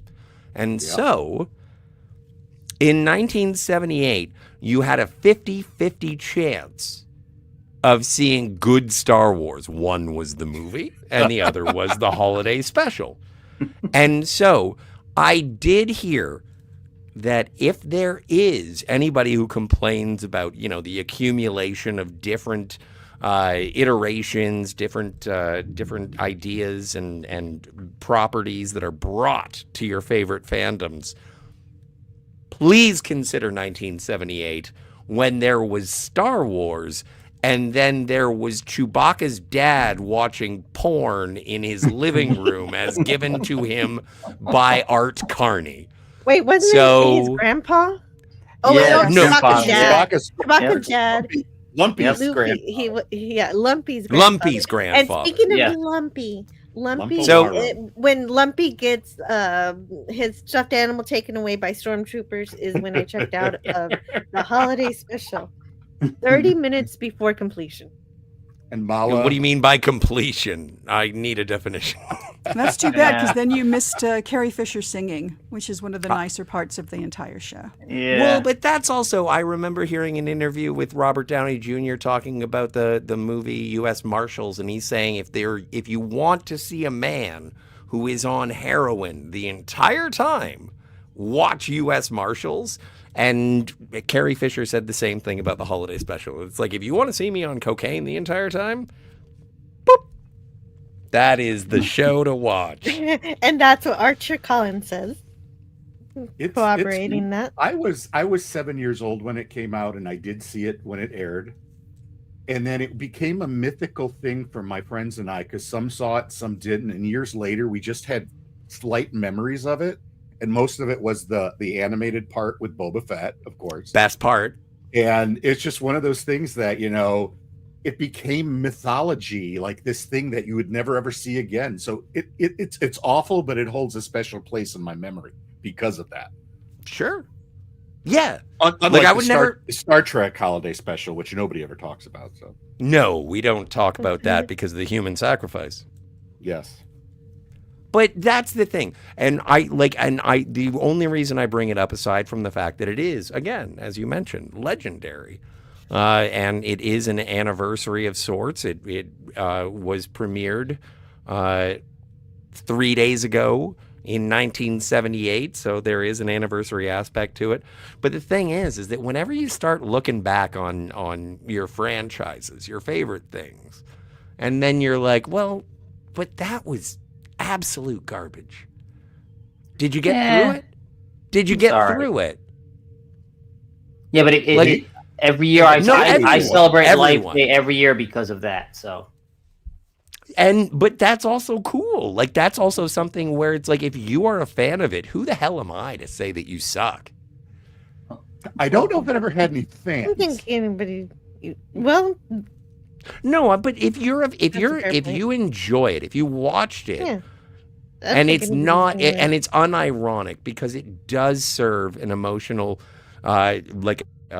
reminiscence that you did enjoy it, and then someone's going to be like, "Oh, the Star Wars holiday special was the worst thing since Blue Milk," and it's like, but I liked it. Yeah. Honestly, well, again, it's like I've always said, Scotty. You know this. If you like it, you like it. I'm not one to argue if you like it. I may not True. like it though. So there it is. But you like the holiday special. Yeah, exactly. Well, So- I like Art Carney in the holiday special because it's Ed course Norton. It is Ed. You know- Norton. it is the one. Yeah. Oh my. You know what? Art Wow. Carney became the Prime Minister of Canada just recently. Yeah. I wish that would mean he would be Was still it- with us. Was it a clown? And was there a funny taste? Oh, jeez. I didn't think I was gonna read that, but it came up perfectly now. It did. It did come up perfectly. Oh. Uh, So the thing is, yes, it's fine if there's something that's universally panned, but you're a fan of it, and that's wonderful. You just have to be able to take that opinion of everybody else, when they say, "Oh no, that's awful," and they That's talk true. about I mean, it, and not pe- take it personally. That's people hate something that you love. That's true. People pan Xanadu all the time, and I Yeah. like it. Fantastic. So I specifically We- like the ending scene where Gene Kelly's roller skating around the I just reposted on Twitter that scene just yesterday. It's a great Nice. scene, man. It's a great moment. Well, it's all I mean- about following your dreams. Because it's meant to be like a Busby Berkeley 1930s musical on roller skates and disco. It's like Yeah. cocaine up, the 70s, everything. It's insane.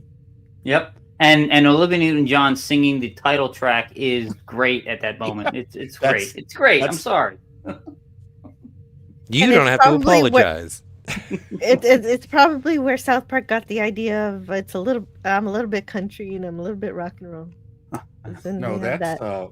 That's the Osmonds. Donnie and Marie. yeah, that's Donnie. Donnie. That's Donnie and Marie from the. Oh, but in Xanadu, I do like that part where they have, this is the old timey music, but this is the new music, and now we're gonna put it together.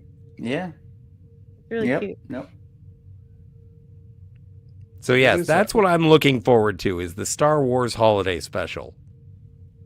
Ah. Okay, is, On is that VHS everything? or what? No, on You beta. can watch it on YouTube anytime you want. The best Beta part now. about it, and this is honestly, I mean, is depending on which version of the bootleg you have, the commercials between, if they're still on it, Oh yeah. from that era, they're priceless. They are so amazing. So because that's If that's basically where Ron Burgundy and Anchorman comes from. There's some aspects of one of the commercials. I think it came out of Baltimore. One of the Baltimore bootlegs is a guy that is literally Ron Burgundy from Anchorman. It's great. Well, and don't forget to buy Virginia Slims and cool cigarettes for that clean, great taste. What are the Oasis? Is what Rod Serling recommended, right? I'm not sure. I'm a lucky The strike cool- man. The cool taste of Oasis. Yes, You I'm still a smoke Laramie. but Scotty? if that's Yes. Okay. Let me okay, see. so if that's all, Scotty, I think that does it for today. That's good. Yeah, it's good.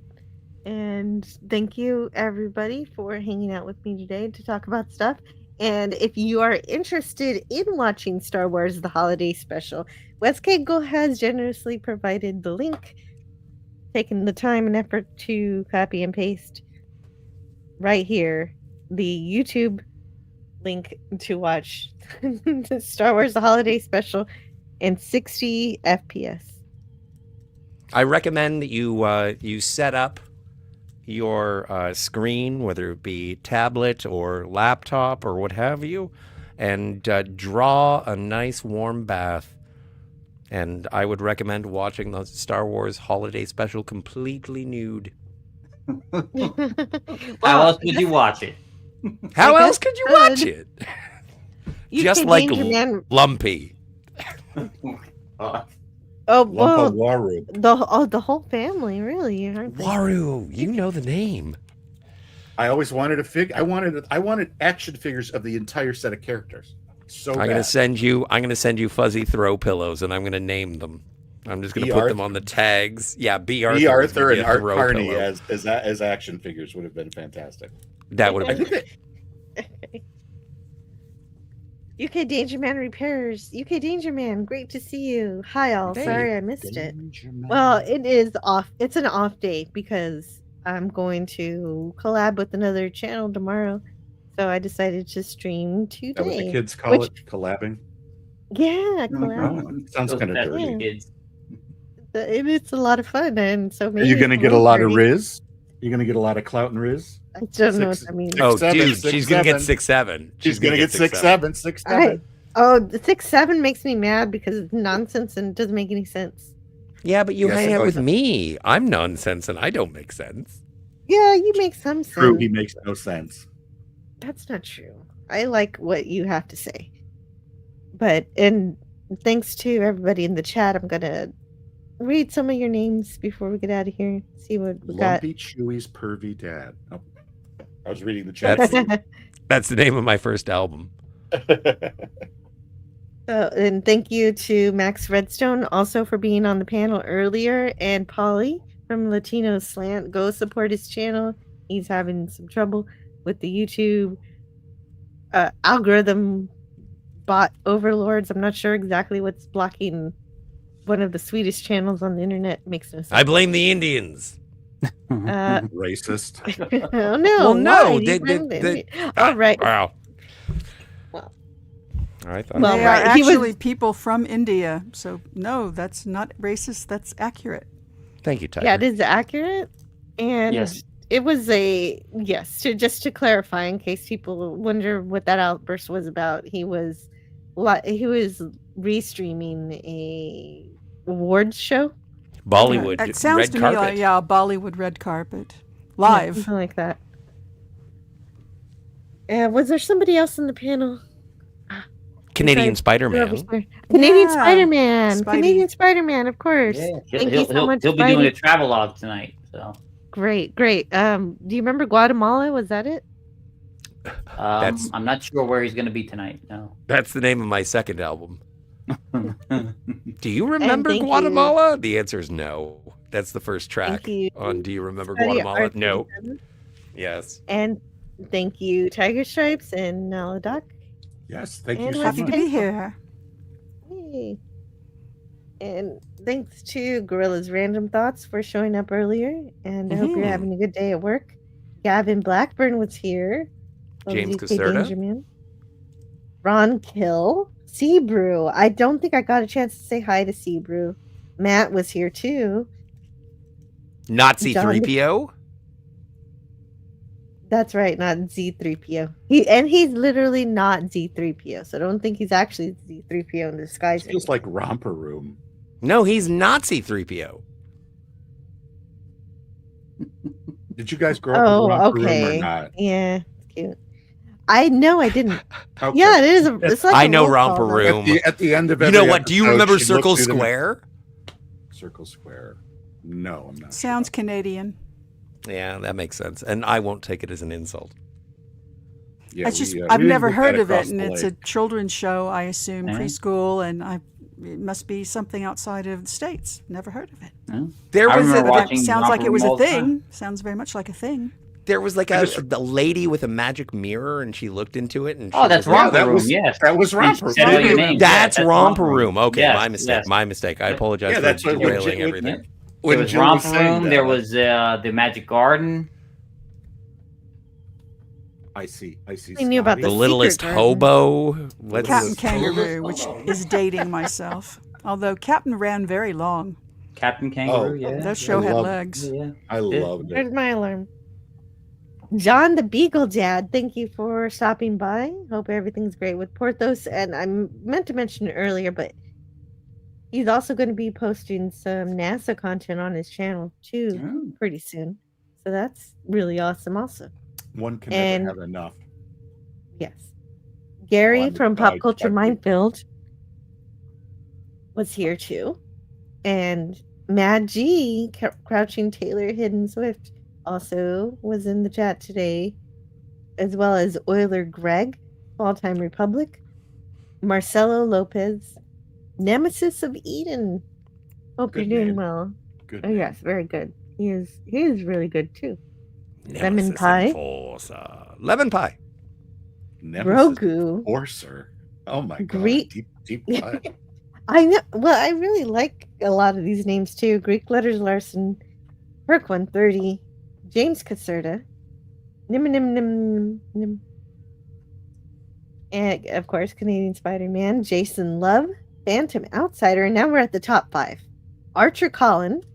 So these are the people who typed the most in the chat or provided super chats, because super chats get you bumped up. And number 4 is Wes Cagle. 3 is Kimberly Ann Hart. And 2 is Sig Valdison. And number 1 is Old Man Bird. Thank you guys, everybody, for contributing to the conversation today and talking about what you wanted to talk about. I think we covered most everything. So this is a great live stream to refer to if you're looking for some recommendations. Because I think I'm going to refer to it too. And I hope you guys have a wonderful Thursday. Catch me tomorrow at Northern English Bastards channel. We're going to talk about Demolition Man, and it's going to be insane. I think it's going to be super cool and fun. And Tiger Stripes, was there anything you wanted to promote or No, talk I'm about good. at the end here? No, I'm just fine. Awesome. Yeah, you are. And Wes Aw. Cagle for $3 sends a cute little super sticker of Bushiba saying bye-bye. Thank you. Boshiba. And well, actually, since we're leaving, I'll just play this one. Oh, and speaking of, is there anything you want to share or promote, Wes Cagle, while I find you a video? No, not particularly. I mean, come watch Spidey tonight when in the evening when he talks about Guatemala. Yeah, I'm looking forward to that. Well, and also, I just want to, he's being modest, but I just wanted to say for Wes Cagle, he's promoting himself because he's pretty cool. Oh, well, thank you, sir. Thank you, sir. That's much appreciated. Mm. Oh, we are coming up on Christmas, and I'll just play these. Like a steamroller. Like a steamroller. Oh, look, Like a what's wrecking this? ball. The hanging mistletoe. They've got electric lights on strings, and there's a smile in everyone. The smell of cakes and pies are absolutely everywhere. This empty place inside of me is filling up. I simply cannot get enough. That movie makes me so happy. What was that? What? Star Trek Christmas special. Oh, my favorite. You've seen Nightmare It was Before Jeff Christmas. Peterson in his directorial debut. It was Jeff Peterson. We bring it around back from the beginning of the episode. All right, what's going on with you, Scotty, for the rest of the week or anything? I'm going to be hanging out talking about Demolition Man, and then aside from that, I'm going to be an anchor on your boat wherever you happen to play, because we get along. And I'm hanging out with Catmore over on the Phantasmagorium, but I think tonight they're going to be talking about F1. I'm not sure. But yeah, no, I'm like a bad penny. I always turn up. Well, and that's lucky for us. You find a penny, pick it up, and all day long you'll have good luck. And same with if you find Scotty on a panel. Thank you. And Doc, thank you for hanging out today and testing Thank you your for having me VTuber here. thingy. I still got work to do on it, but It looks pretty thank fun. you. It was a good day today. I wrote some shows down. I got to look at some of these things. So you guys watch far more stuff than I do. Yeah, and it's really hard to whittle down what should actually be watched. Exactly. It's crazy. There's just too much. Way too Well, much. I look forward to our collaboration regarding Birth of a Nation. Oh no, I'm not doing that. You can do that on your own. Imagine that's Scotty's second video. No, he's going to come on my Knots Landing stream. It's true, I am. All 14 seasons of Knots Landing, and we're going to do every episode, stream every episode. That's how I'm going to get laid. I'm going to invite girls over. I'm going to be like, do you want to watch?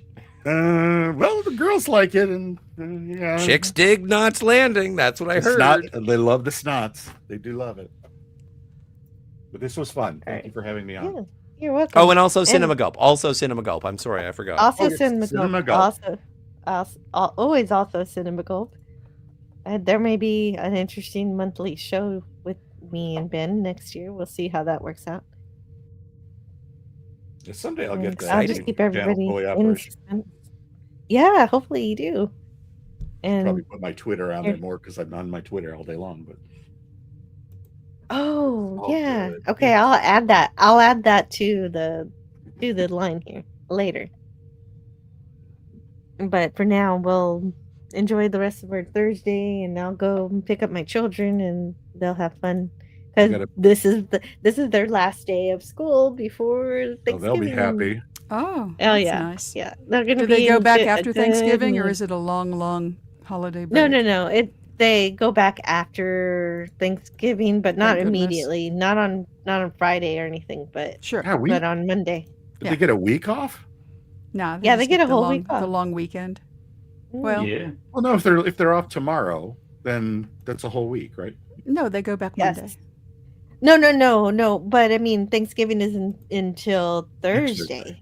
Oh, that's right. So that's what I don't have that in my head right this year for some reason.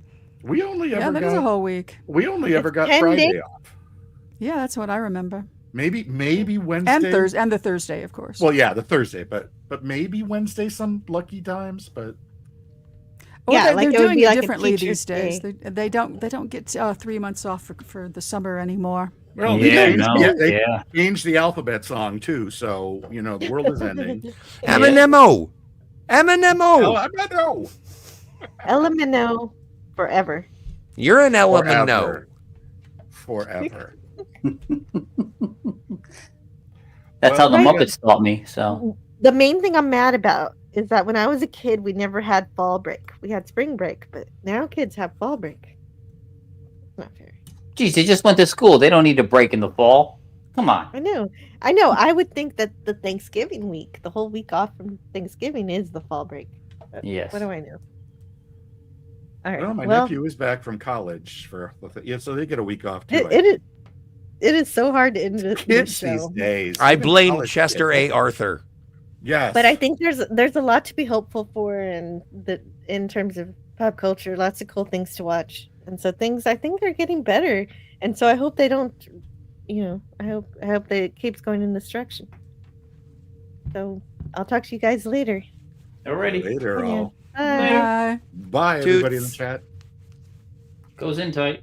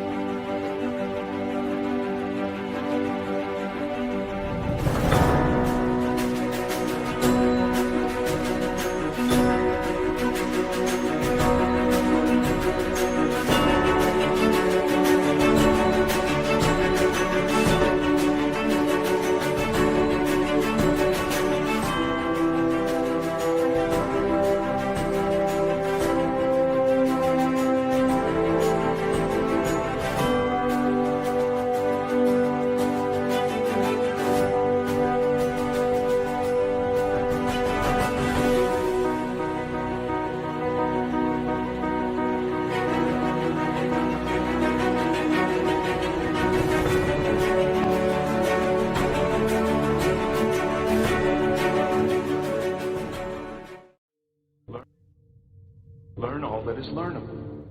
And the ways our differences combine to create meaning and beauty. It has always been easier to destroy than to create. May we together become greater than the sum of both of us. Well, now you have something new to think about. Carry on. I'll get you next time, Gadget. Next time. I'll see you in the future.